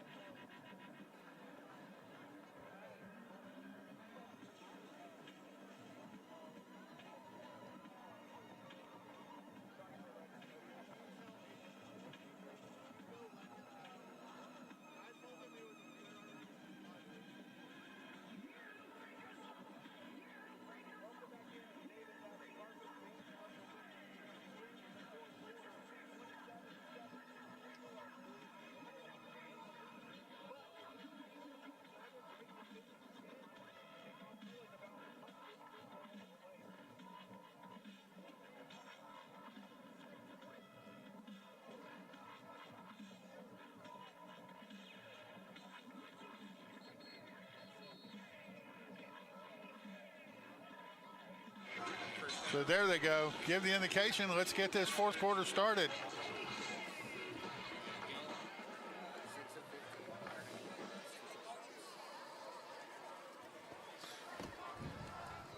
So they're getting ready to start. And Manu will be punting this football away as Jason Thompson back to receive. Will Manu give him an opportunity to return it or try to angle this punt and keep it away from him? This one's going to be a short punt that's going to roll inside the 35 and be down to around the 33-yard line. And that is where Anderson County will come back out again. Still plenty of time for Anderson County. Now, you hate you've only got one timeout left, but Scott, I think still with only a 10-point deficit, you can continue to try to trust the run and let your senior star playmaker try to do some things on the ground for you. True, Heath. You've got plenty of time to get back into this game and get some points, get back within 3, but Alcoa's defense has tightened up a little bit. It looked like they made some adjustments from earlier. We'll see what they can do. 1st and 10 for Anderson County. 2 receivers to the right, tight end split off to the left, and Thompson just patiently waiting for the football in the backfield. He'll get it.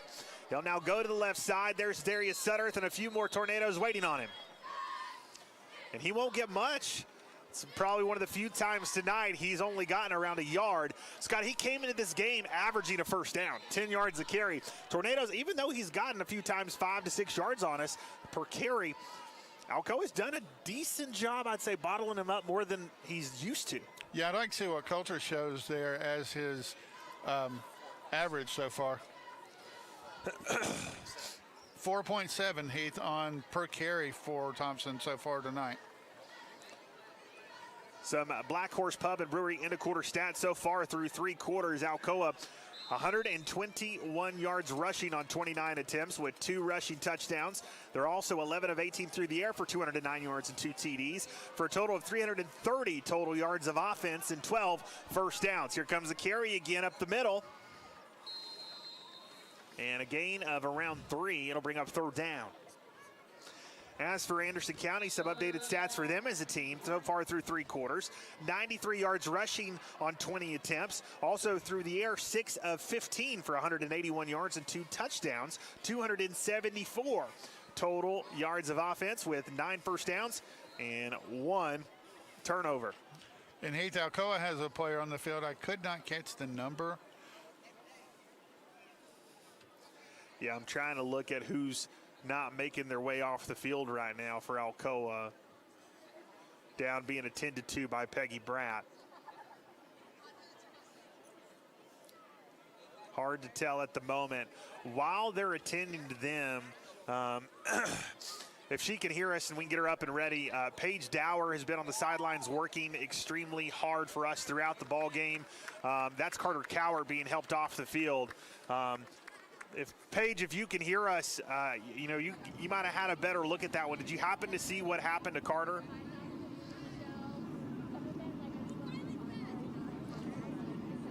Having a bad connection with Paige. We'll try to see if we can go back to her soon. But Carter being helped off the field, Scott, in a lot of pain. One of the key players for Alcoa on this defense has just been such a stud all season. You hope this is a minor injury that he'll be able to make his way back either next week or the week after if Alcoa is lucky enough to continue to move on in the playoffs. But man, it's not looking great so far as Scott, he's barely able to put a lot of pressure on one of those legs, and he's got Peggy and one of the coaches helping him off the field. Yeah, he's got that leg bent just a little bit, so.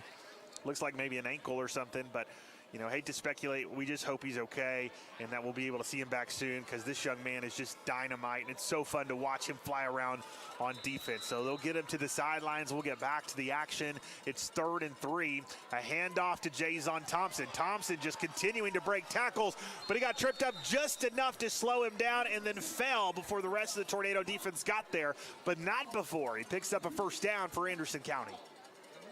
Yeah, good shoestring, just able to trip him up enough to throw him off balance. Couldn't regain his balance and just went to the turf. But as you mentioned, Heath, not before the first down as he goes across and around that right side of the Mavericks offense. Ball on the 47 for Anderson County. They'll turn, they'll hand the football off to him again. This time he'll go to the outside, and he won't go anywhere. Our PrintFX Player of the Week from last week, Kenny Harris, comes from behind and brings him down with the tackle after a gain of 1. It's 2nd down.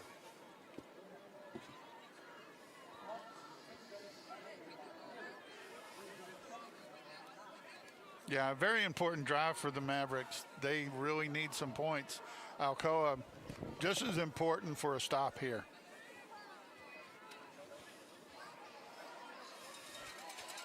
Because Alcoa has not played a game this tight since Maryville at the first game of the season. Jason Thompson on the carry, and Scott, he looked like he was tackled, found a way out of it, cut to the outside and picked up even more for Anderson County. What a run by that young man as he's escorted out of bounds, and it's a 1st down again for Anderson, and they're continuing to inch closer and closer to pay dirt. Yeah, I agree, Heath. Looked like Alcoa had him. Several players there around him, but nobody actually reached out and grabbed him, and he just ran right by him. He'll put the ball at the 29.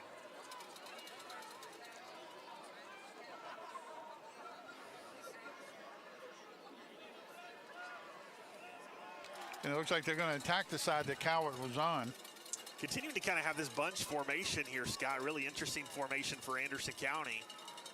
And they'll go right back to Jason. Jason up the middle looking for a hole. He'll find it and then get tackled after a gain of around 5 or 6. Now under 10 minutes to go.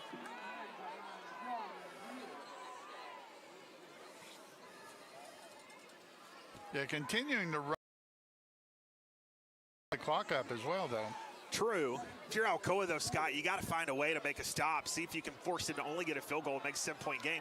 They score here and get a touchdown, put a ton of pressure on that offense. That they do.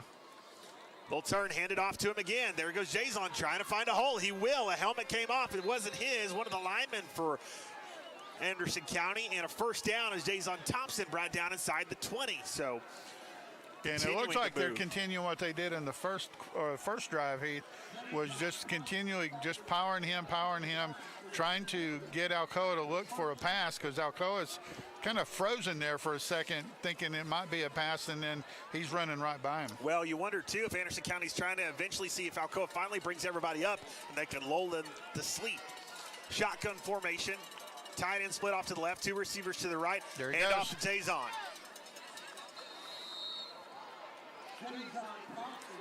Kind of a late hit there from the Maverick player on Alcoa. Referee doesn't do anything about it and just lets him play on. So it'll bring up 2nd and around 6 for Anderson County. 8:40 left to go in the 4th. 27-17, Alcoa in the lead, up by 10.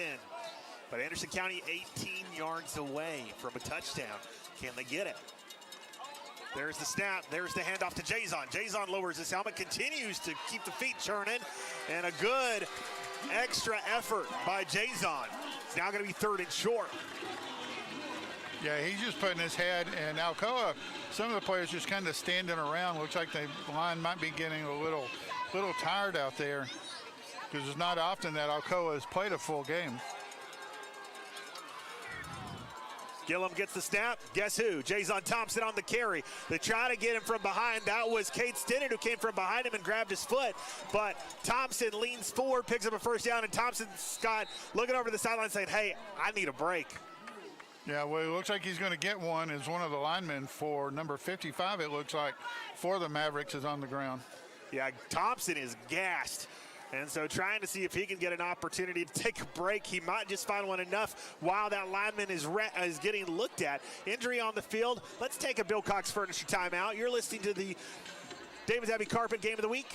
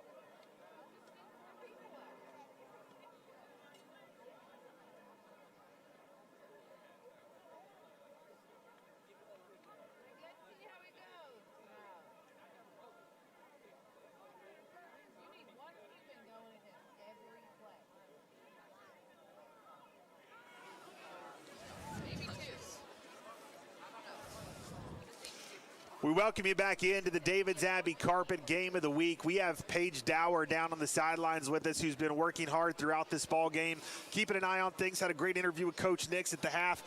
Paige, I don't know if you were able to see that injury by Carter Cower, but do you know if you've been able to see any sort of update there? Yeah, hey guys, he is on the medical bench right now. He looks like he is getting his ankle taped up as we speak, so it looks like his return to the field might be unlikely at this point. All right, we appreciate that. Another injury for Anderson County as well. But a tight ball game right now between these two teams. You know, Carter, such a great playmaker for this defense. I'm sure they miss him on that side of the football. But Scott, losing a D lineman, and now Anderson County looks like they're losing one of their linemen as well. Yeah, Jackson Hill, number 55 for the Mavericks, and coming off about the same way Cower did. Having a little help in that leg up, so it may be an ankle injury as well for him. Yeah, so just like we saw with Carter, two coaches assisting him off the field, not putting pressure on one of those legs, and now both teams will make their way back out. And right now, Scott, it looks like Jason's back out there. Yeah, a little bit of a breather for him. That probably helped some right there. But now, second and goal from the 7-yard line for the Mavericks as the clock continues to wind down. So Scott, they'll try to go right back to him, and there's Kenny Harris for a big tackle in the backfield. And that was a huge play right there for the Tornadoes. Backs him up 2 yards back to the 9, but now you've got 3rd and 9, and this more than likely for the Mavericks you would think would be 4-down territory. Well, and Scott, I don't know if anyone told the defense, but I could have told you it was going to 6. That time, though, Alcoa prepared. Our lineman been doing a great job. You wonder how big of a deal it was losing that lineman that maybe affected the cohesion between the offensive line and allowed the defense to get in the backfield that play. It's now 3rd and 9. What does Anderson call here? Don't let him do the what? Somebody jumped. And it might have been, and I'm not going to say who it was, but somebody was not pleased with himself. See which way it goes. Well, we see man clapping, and maybe there's going to be a false start. It is a false start. So back that up to the 14 now. Still will make it 3rd and goal. Very important plays for Anderson. Heath, at this point, if they don't get anything on this play, do you go ahead and get that field goal so you're only down a touchdown? I think so. I think you got to. You got to make this a 1-score game. If you do, because if you try to go on 4th and don't get it, it's still a 2-score. I think you go for the 3 points and make this a touchdown ball game. Yeah, and Anderson County continuing just to allow that clock to run. But watch for the slant across the middle. Don't let that receiver get in that zone area. See if Alcoa brings some heat here. They will. Here comes Darius Sutter. They'll throw it across the middle. It's caught. He breaks a tackle. He'll break another. Tornadoes had him, missed him, and Anderson County for 6 points. Yeah, and exactly what I talked about. He kind of cut that through the middle. You've got to wrap him up. You have him. You've got to keep him from getting there. Instead, you allow that to cut through the middle, and a touchdown for the Mavericks brings that within 4 points now. Gabe St. John, the senior receiver for Anderson County with the catch and good extra effort, breaking the tackle and putting 6 points on the board for the Mavericks. St. John came into this game with 13 receptions, 263 yards, averaging 20 yards a catch, had 4 TDs. He picks up his 5th there at a crucial moment in the game. Extra point is up and good, and it's a 3-point game with 6:46 left to go in the 4th quarter. We're going to take a break. We'll be back to the thrilling action here. And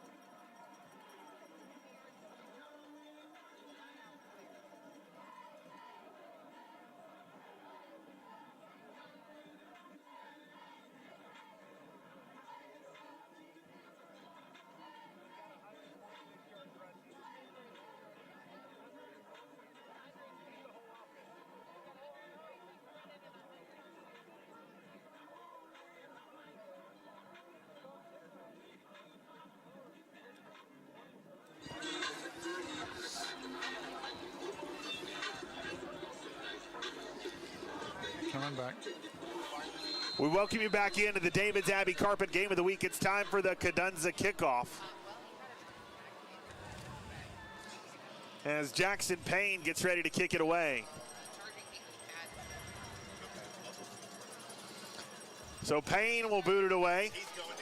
This one will get caught around the 5, and here comes the return for Alcoa to the 15, to the 20 is Jerry, near the 25, and they got him out of bounds. They swung him out. It looked like he tried to cut back, but I think he stepped out of bounds. And Alcoa has a player down. I don't know if he thought he got hit late. That was man-man. No penalty flag thrown, though. No, so number one. Offense will come out. Number one slung him to the ground in front of the referee. Referee just looked, but man tried to sell it a little bit, too. Well, Scott, gut check time. 27-24, three-point game. Alcoa's offense now with the ball and a chance to see if they can put this back to a two-score game. They've got to move it down the field, Scott, and they've really got to score. And how important was that missed extra point, Heath? Huge, huge. Trips to the right, two receivers to the left. Manu drops back, gets it out quickly, caught by Jacoby Cooper. There's still a few yards, and the clock continues to run. With less than 6.5 left in the game. Yeah, Scott, and that'll be a 4-yard gain. It's now 2nd and 6, and this is kind of what I want to look for Alcoa to do here. Quit trying to go for the shot. Get 4, 5, 6 yards at a time and just try to ice this game away. But also, sometimes when you try to go for that kill shot, it doesn't work out. You put yourself at 2nd and long, 3rd and long, and you make it more difficult for your offense. Another key note, Jacoby Cooper got hit hard on that catch. He just went out of the game as well. Yeah, kind of a shot in the knee there, Heath. There goes Manu on a keeper up the middle. Manu, an extra effort and a first down for Alcoa. And every one of these, even if it's 4 or 5 yards, just keep that clock going, keep that ball away from the Mavericks offense. Anderson County only one timeout left. It didn't come back to hurt them in this first half. You wonder if they'll regret calling them early here in the second half. 5:36, clock continues to tick. It is a Marable top shot first down for Alcoa. Ball at the 34. They are currently 66 yards away from the end zone. They lead by 3. And continue to take your time getting up there. Go ahead and get up to the line about now as you're keeping that clock, because you can get it under 5 minutes after this play. Jerry in the backfield with Manu. 5 seconds on the play clock. There's the snap. There's the handoff. No, it's a fake. Outside to Jalen Pinson. Pinson to the 40 and now sent out of bounds, rolling towards the Anderson County sidelines. Pinson talking a little bit. Got to get him away. Don't need a penalty here.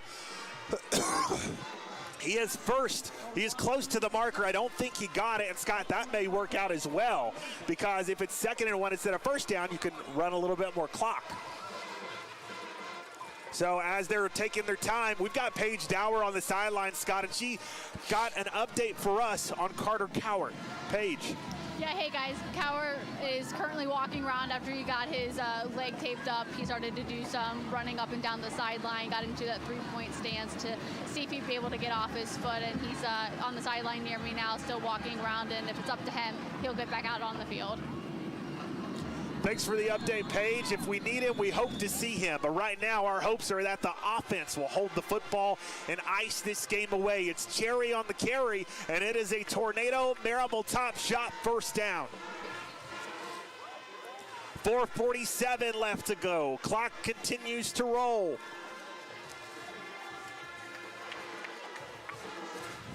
Manu will bring everyone back to the huddle and talk things over. So far today, Alcoa 128 yards on the ground, 222 yards through the air, total of 350 yards of offense.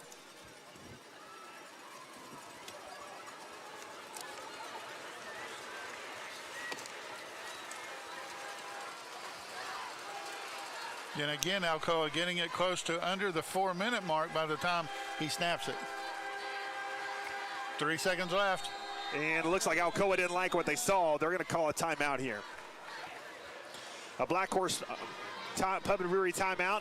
And, a Bill Cox Furniture timeout. Let's take one with them. 27-24. Alcoa on top with 4:07 left to go.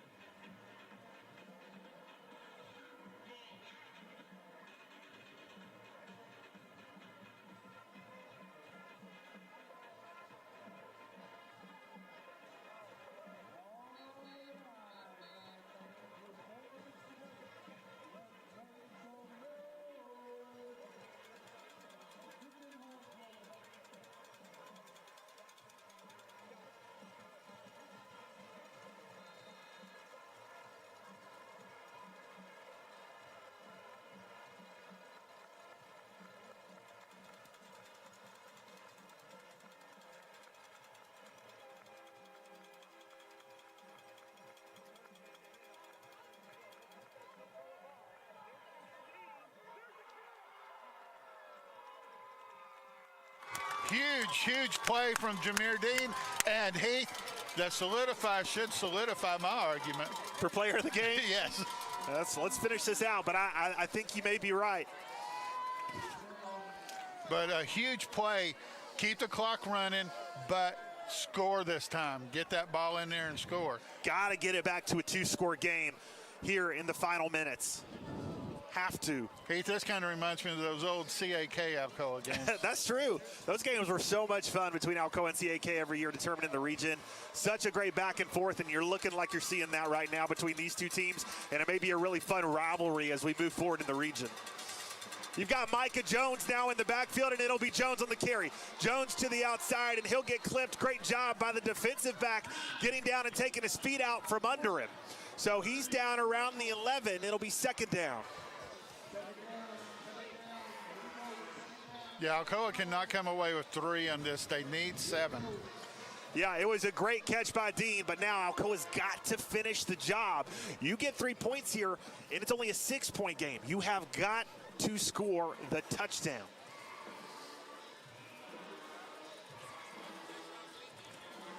Well, that nice little reverse sweep that they did a few weeks back would be something nice right now. 2 receivers to the left, 1 to the right. Jones in the backfield.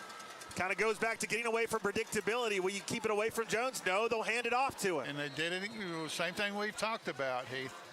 Yeah, I love Micah Jones, man. What a player. But currently we have found, even though they did a one-time different earlier in the game, 99% of the time if he's in, he's getting the rock. Yeah, and they're blocking up the middle when he does. It is third down at the 9. What does Alcoa call here? 3rd and goal. And keep in mind, Anderson County still has 1 more timeout left. Do they use it here? 1 receiver to the left, 2 trips bunched to the right. They'll send one of those in motion. That's Jacoby Cooper to the outside. Now over there with Jameer Dean. Manu will drop back. He'll throw it across the middle. Broken up, incomplete. It's 4th down. Not real sure why you wanted to do that. Ugh. So it looks like. Well, and you almost looked at like a, what was it, the Seahawks-Patriots game, little slant route inside that could have ended up with an interception. Yeah, I'm just really surprised why you ran that play, but I guess they saw something or thought they saw something on that. I would have found something that could have at least kept that clock running. You're giving Anderson County way too much time to come back and score on you. Yeah, we saw what they could do with under a minute and no timeouts. They've got 1 timeout left. There's the snap, there's the kick. It's up, it's in. And so, Scott, here's the thing. We've said you really need a touchdown here. But now, unfortunately, you don't, but you get the field goal. The only good thing about that now is Anderson County has to score a touchdown to win the game. They can't tie it up with a field goal and force OT. They've got to score a touchdown. Now you got to go back to that defense and say, guys, we need everything you got left in the tank. 2:16 left to go. 1 timeout for Anderson County. Can your defense come up clutch here? Because no matter what for Anderson County, it's 4-down territory every time they move it down the field. Exactly. So you got to stop them 4 plays in a row. All the pressure on the defense. Can they respond? 2:16 left to go in this ball game. 30-24 your score. We're going to take a break. We'll be back in just a moment.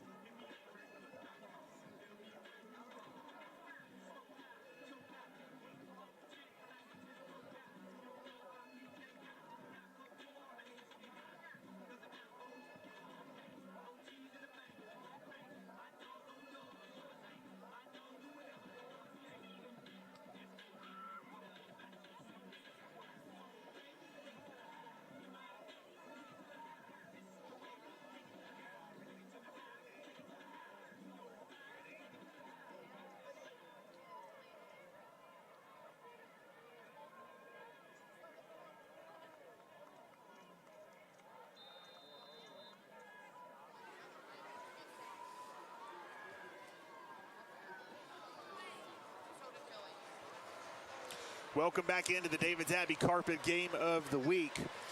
Alcoa got a field goal. They're up 6, but Anderson County getting the ball back with a little over 2 minutes left to go.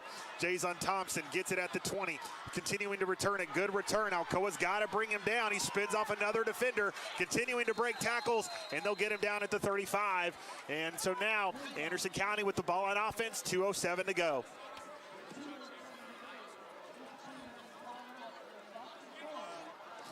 We'll see what the Mavericks call up here. Do they continue to go to Jason Thompson and now spread it out and see if either they can throw to him or another receiver and move it down the field? Quarterback, only a freshman, but he's made some plays to extend time and then made some good bombs down the field. Explosive plays have been what have hurt the Tornadoes today. I'm going Thompson. He'll throw it to the outside. It's caught. And a missed tackle by Jacoby Cooper. And he's continuing to break tackles. They'll get him down near the 25. And a penalty flag is thrown. Which is most likely going to be a face mask, probably. Oof. That hurts. It does. And Anderson County, just like that, knocking on the door. Under 2 minutes, 1:57 left. Yeah, I told you that touchdown. We needed a touchdown down on that end. Yeah, you're not wrong. That's again why we don't try not to question, but we weren't too fond of the handoffs to Micah Jones there because the defense knew it. Yeah, and a face mask personal foul, 15-yard mark off. That gives Anderson County, with under 2 minutes left, the ball at the 12-yard line. He's going to put it in between both, but it's officially be the 12. Here's the thing, Scott, because they got all that back so quickly, I think now they feel comfortable going to Jason handing the football. Oh, yeah, plus they're going to be comfortable running the clock now. Yeah. Alcoa, I believe, still has all 3 of their timeouts. No, they have 2. They have 2. Okay, thank you. Trips to the left. Jason Thompson now will go out there at receiver as well. Gillum will look over to get the play call. Anderson County will have to, I believe, burn their final timeout. Some confusion by the quarterback, and now they're looking to correct it. But if you're them, Scott, now you don't really feel bad about using the final timeout because you put yourself in a great spot. Yeah, and your running back is just running through the defense right now. So, you know, just do what you got to do. But Alcoa, again, and Coach Nix will probably tell you as well, missed tackles has really hurt them. So 1:36 remains in the fourth, and Anderson County trying to see what they can draw up here to finish the job. What a drive by the Mavericks. Tornado defense, Scott, probably out of breath, probably worn out. They've been asked to do a lot in this game. You also mentioned earlier they've been asked to play a lot in this game, 4 quarters, something they haven't had to do a lot this season, really not since the first game of the year. And so you're asking a lot of this defense. But we know this defense is strong and has an opportunity here to prove it. They've got to stop them on 4 downs, though, because Anderson County can't afford to kick a field goal. They've got to score. And what else is on the line, Heath? This will be the first time in a long time that if Alcoa gives this up, that they will not win. It'd break a lot of streaks. 1:36 to go, back from the break. Gillum will roll out. He's looking, here comes the pressure. Hughes had him. Again. It extends the play, and it's a touchdown for Anderson. Del Hughes had a sack. He missed him, and because of it, it extended time for Gillum, who completed it in the end zone for an Anderson County touchdown. Yeah, so, I mean, one of those things, and I've mentioned it already, Heath, missed tackles. So now, Scott, Anderson County an extra point away from taking the lead.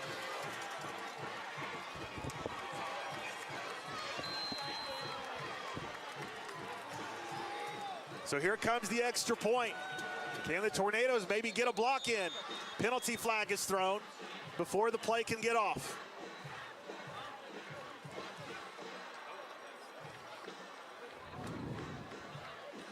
Trying to see what the call is. It is a sideline warning. No, I'm not. It came from the back, so I'm not sure what it was. Unless Alcoa was attempting to. 12 men on the field for Alcoa.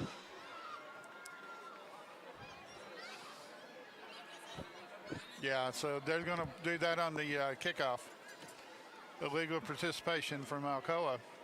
Ooh, Scott, so far today, Alcoa 8 penalties, 85 yards. Yeah, and that's something you can't do.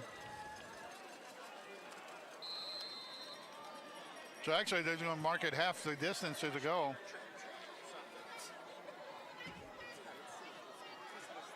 There's the kick. It's up. It's in. Anderson County now up by 1. So, Scott, for Alcoa, you got time, but you got to do something with it. 1:28 to go, down 1. Could we see Alcoa get down the field and maybe pull off something like we saw last year at Bearden? Or is Anderson County going to win the region and shock the Tornadoes? Could be some shockwaves going on tonight. And I know some people in the Gibbs are also going to be a little upset because that drops them back down to 3rd place as they beat Carter the other night, so that'll help them there. But, you know, you want to be home. Alcoa will be home. Alcoa would drop the 2nd if they lose this. Still time for Alcoa to score. We've seen it happen. But Anderson County's got all the momentum right now.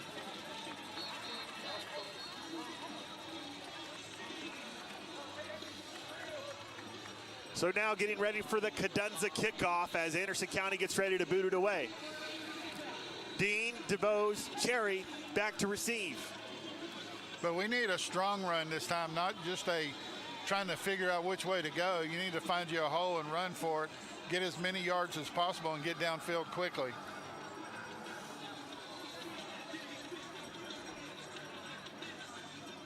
Still, Alcoa, be wary of an onside kick because you get caught with that.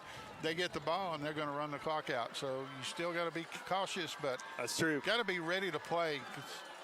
Well, the thing is, though, the only reason I don't think Anderson County goes for an onside here is because, yeah, it's risky and you could get it. But if you give it to Alcoa, they're not that much further away from getting into field goal range. Yeah, and but still keep your mind open and anything can happen. For sure.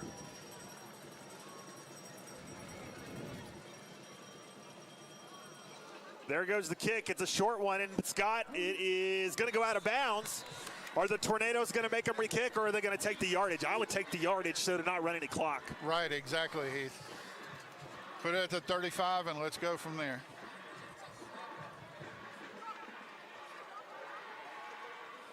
So we're waiting to see what Alcoa ends up electing. It looks like they're going to make them re-kick it. And poor Ella, who just went out there to retrieve the tee, Scott, might have to bring her right back out. Scott, she's going right back to her owner to bring him the tee, and the kicker's chasing him down, going, no, I need it back. And poor Ella, she's like, wait a minute, I did all that work for what?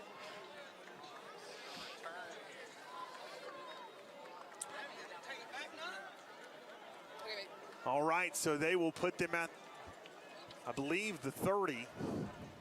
Yeah, the question, though, is are you really taking the chance on getting a really good return, or? Well, here's the thing I would say. The last time we elected to do this, their kicker booted it deeper.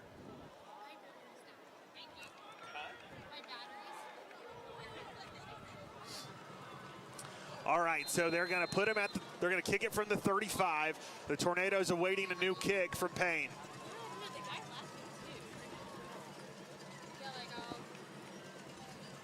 So here comes the re-kick, and they're going to give Alcoa another chance. There's a nice kick. It's going to be caught near the 15. And here comes Cherry on the return. Cherry to the 30. Cherry taken down at the 31. And again, you would have had the ball at the 35 without taking any time off the clock. You cost yourself 4 yards in about 5 seconds. Every second counts now for Alcoa.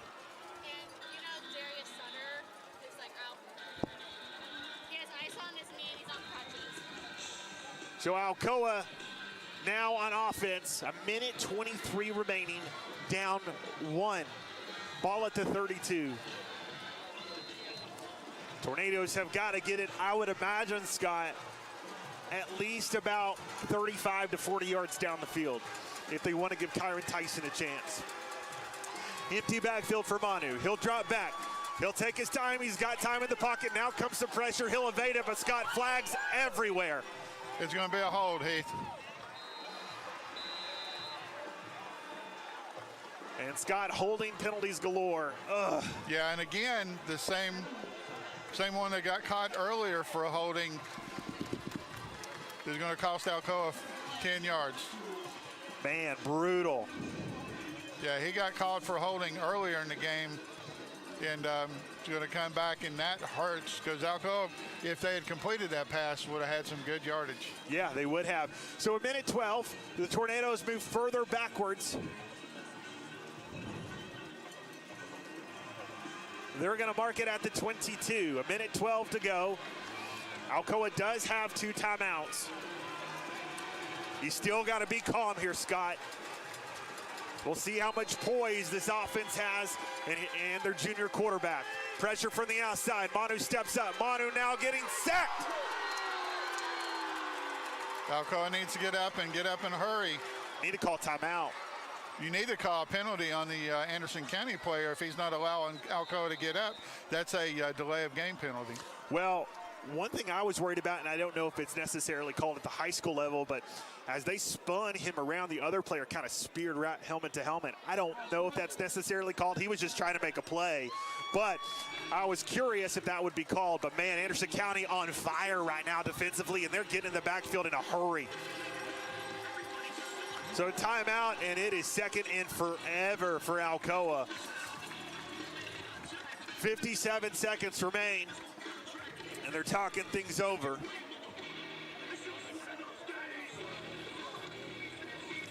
Scott, what do you call here? Call something quick, get that first down, get it on the side, though.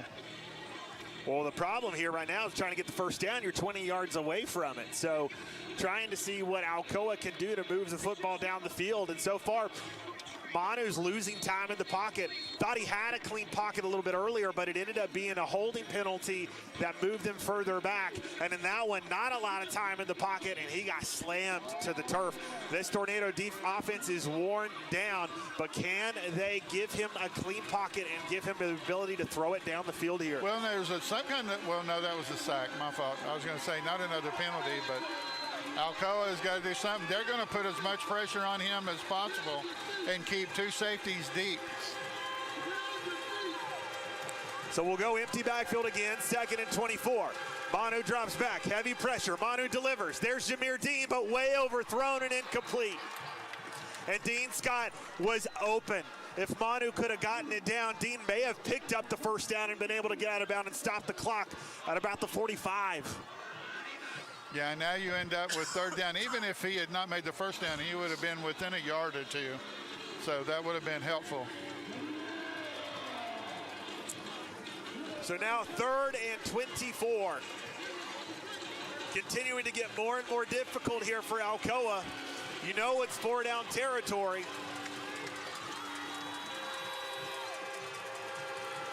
Empty backfield again. Manu will drop back. He's got some time. Now he'll step up. He'll deliver it. And Scott, he bounced that one. Well, and it was a little bit of just confusion. Manu stepped up and looked like he was about to take off. When he started to go through the hole collapsed. So he jumped in the last minute, tried to make a throw. I think if he would have just trusted the time he had in the pocket, he would have been able to deliver a clean throw there. Yeah, panicking just a little bit there, a little too soon, but now he's put between the holding penalty, the sack, and the incompletion. You put the Mavericks in a key position, and this place will go nuts if they stop Alcoa right here. I almost think he tried to set up Jameer Dean one-on-one and just throw it up and trust him. Manu's got some time, 4th down. He throws it down the field. It's caught, and Jacoby Cooper, first down. Got to keep it moving. Call timeout. Get up, just get to the line. As soon as they set the ball, the clock will start. Snap the ball. Clock starts to roll. There's the snap. Down. Oh.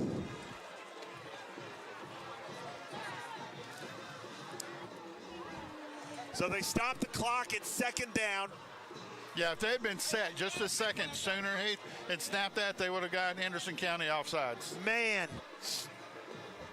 What a throw, but an even better play by Jacoby Cooper, Scott, fighting to get that first down for Alcoa on 4th down. That could have been the ball game. They still got to keep going, but that was clutch. 1st and 10, ball on the 44, 33 seconds to go. Empty backfield, Manu drops back.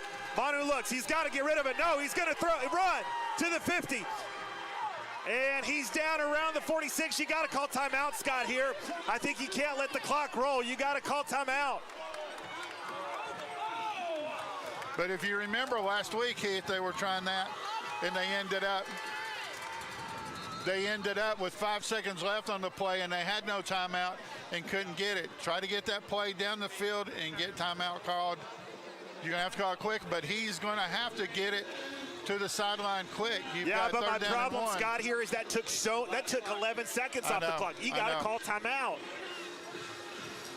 I think you call the timeout and then you draw up 2 plays, or at least say, hey, if this one's complete, here's what you got to do, and you got to move fast. I know, but I think they remember what happened to him at the end of the first half last week and trying to be super careful. That's why your timeouts are so important. Here's the other problem, though. Because you spiked it, it's now 4th down again.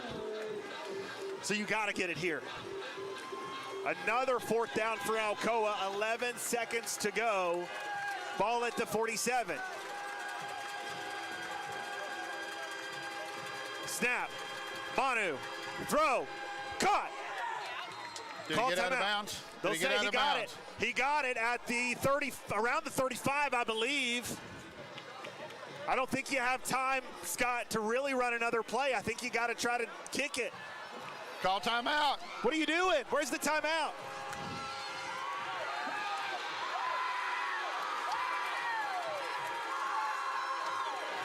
Am I wrong? Well, I thought he went out of bounds. They should have stopped the clock. Did they not have a timeout?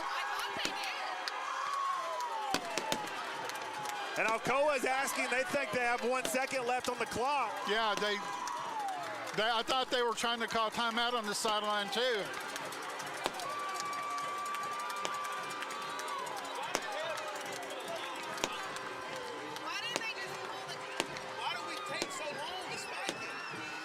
And Scott, the refs aren't gonna, it looks like the refs are not gonna review it. They're not gonna talk about it. They're calling ball game. And so just like that, Anderson County with a great game by the Mavericks comes away with the win. Wow, what a game for Anderson County. They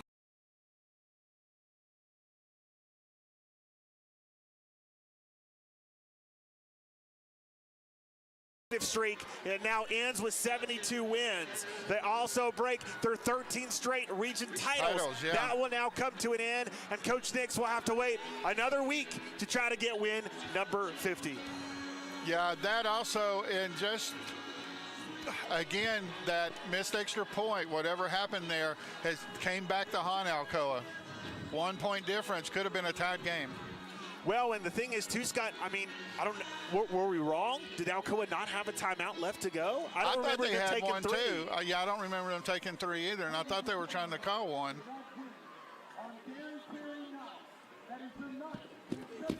So, with that, Scott, a big win for Anderson, and now it changes kind of the fate of Alcoa in the playoffs. Alcoa went from looking like they were going to be able to have an opportunity to host a few rounds should they be able to get the 1 seed. Now that they've gotten the 2 seed, it's going to shake things up a little bit. Just a little bit, yeah, Heath, as they will host the first round game. Not sure what happens in the second round, though, as they will, I think Trevor probably was mentioning that we will get, I think, most likely Cherokee. So this is going to be really, really interesting. But, you know, heard the announcer on the intercom there say that Anderson County has won their 9th consecutive region title. Yeah, that's what I was telling you a moment ago. He must have heard the broadcast. But, yeah, 9th consecutive region title for Anderson County. I think what he may have said, too, is that now may be the longest active streak in TWSAA, because it was the Tornadoes with 13. And so now their reign as region title champions is over. They move up to 4A. They move into the region. And Anderson County says, not so fast, my friend. And they're able to get a huge dub on the final night of the regular season. Well, and this was something, Heath, we talked about at game 1 when we played Maryville, was circle this game on the calendar because we knew it was going to be a really good, very important game at the end of the year. And as you see here, very exciting game, and just not one that ends up on Alcoa's end. Well, and the thing is, too, Scott, got some information as well as we moved towards the end of that ball game that Carter Cowart wasn't the only injured Tornado suffering on the sidelines. Darius Sutterth also was off the field, had ice on his knee, and looked like he would not return if the defense had another opportunity. So we'll see how those things develop throughout the week. Will these players get an opportunity to make their way back next week, or will they be out for longer periods of time? We will certainly find that information out as we move into next week, and we'll see what happens from there. Just a brutal loss for the Tornadoes, not the way you wanted this one to go. And now Coach Nick's talking to his team. I'm sure the team is frustrated, but you hope they're able to take, Scott, this pain and turn it into a lesson. Well, yeah, exactly, Heath. And sometimes that's about what you need, is a wake-up call, because you get so complacent about winning that you think everyone is going to just fall down for you. And sometimes you run into nights like this. So also just a quick update, too, and got a text from Trevor stating that the coaches said they had no timeouts remaining. So we missed one somewhere. We must have, but still, just even with that, I think one thing we saw last week was a difficulty with clock management. Yeah. I think we saw it again there, kind of rear its ugly head for the second week in a row, where the Tornadoes just weren't able to get the ball off in time. I feel like they thought they did. I was under the impression that that ball hit and there was 1 second left as well, but I don't get to make that call. I don't get paid to do that, unfortunately. And the ball, unfortunately, just doesn't bounce Tornadoes' way tonight. No, it doesn't, Heath. And it kind of, just kind of saying this, even though it's moot at this point. Yeah. We talked about that extra 5 seconds, taking the ball at the 35 instead of the Hey, guys. 32 or whatever.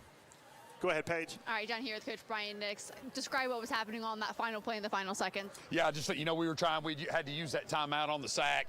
We didn't get out of bounds on the one across here. We were trying to get up and spike it, either throw one in the end zone. I'm not sure how close we were, if we could have kicked a field goal. That was the story of this game, just a play or two short. We had a chance up 10 to put them away. We had a third and long down here. It just seems like every time we had a chance to put them away, they just made that. We said in the end, make one more play than they do. Well, they made that play tonight, and that's going to happen. And I think that's what we got to understand. You're not going to complete every ball. You're not going to beat everybody 50-0. And some of the things that happened out there, we put them in some bad situations. That 99-yard touchdown throw, when the biggest we given up, that's a bad coaching call by my part. So we just got to, like I told them on Monday, it's got to be the same as if we would have went down there and kicked that field goal. We got to come out there and get back to work, and we'll see our championship medal. Let's see if we just love winning, or we love to compete and get ourselves better and see what we can do to get in the playoffs and make something happen. And your message to the team, that was part of your message. If there's somebody to blame me. And this doesn't have to be the last feeling that you feel this season. How important was it to deliver that message to a team where there was plenty of tears across the players tonight? Yeah, because these guys work really hard. They believe in what we do, and you want them to always be successful. That's just not reality in this game. But I want them to understand that I take personal responsibility. I have no problem with their effort tonight. We just got to, there's just some little things we've got to clean up, and we're a play or two here or there from winning this game. Yeah, thank you, Coach. Okay, thank you. Back to you guys. All right, thank you, Paige. All right, so we're going to bring Coulter Tao on for us now to talk stats, and then we're going to bring Trevor Dunkel on to talk some final scoreboard updates for us and information before we close this ball game out. We'll be back, or we'll go ahead and bring it over to Coulter. Coulter, go ahead and take it away. Thanks, Heath. For the Tornadoes tonight, 436 total yards of offense, 300 of that through the air, and 136 of that on the ground. Quarterback Thomas Manu with a stellar day today. 16 completions for 26 attempts, 300 yards and 2 touchdowns. Manu on the ground had 14 rushes for 43 yards and a touchdown. The tight end Jalen Penson with 2 receptions for 47 yards. The wide receiver Jameer Dean with a stellar game, 7 receptions for 162 yards and 2 touchdowns. Running back Condis Cherry with 10 rushes for 71 yards and a rushing touchdown, and he had 2 receptions for 24 yards. Wide receiver Jacoby Cooper. Go ahead, Paige.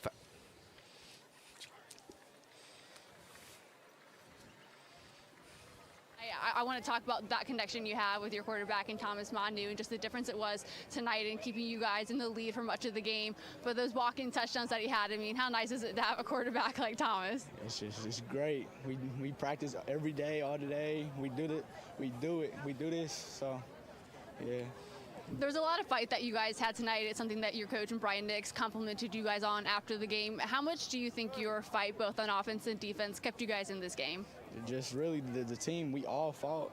They just battled hard, and then they just came out with the outcome. And then it was just a great battle for offense and defense. They just made some good plays, and then. How do you think you'll bottle this feeling right now to motivate you into next week when you guys get ready for the postseason? I mean, it's going to motivate all of us a lot. I think we really needed it because we've been just playing bad teams and beating them by 60s, 50s. We needed that. Now we're going to go to practice Monday and come. How motivated do you guys think you will be? What do you think the attitude will be at practice on Monday? We all going to be serious, positive. We're going to get to it. Awesome. Thank you, Jameer. Thank you. Back to you guys. Thanks, Paige. That was Jameer Dean, our player of the game. You could probably hear it in his voice, Coulter, but some frustration, probably some sadness, and sometimes that sadness kind of comes out of anger because you just frustrated. Things didn't go the way you did, and a lot of times, even if you had a great game, you're probably nitpicking the little details of things you could have done better to help maybe make an improvement or to change the outcome. But Coulter, go ahead and continue on with your stats. Thank you, Heath. So the wide receiver, Jacoby Cooper, with 5 receptions for 67 yards. Moving over to the Anderson County side of things.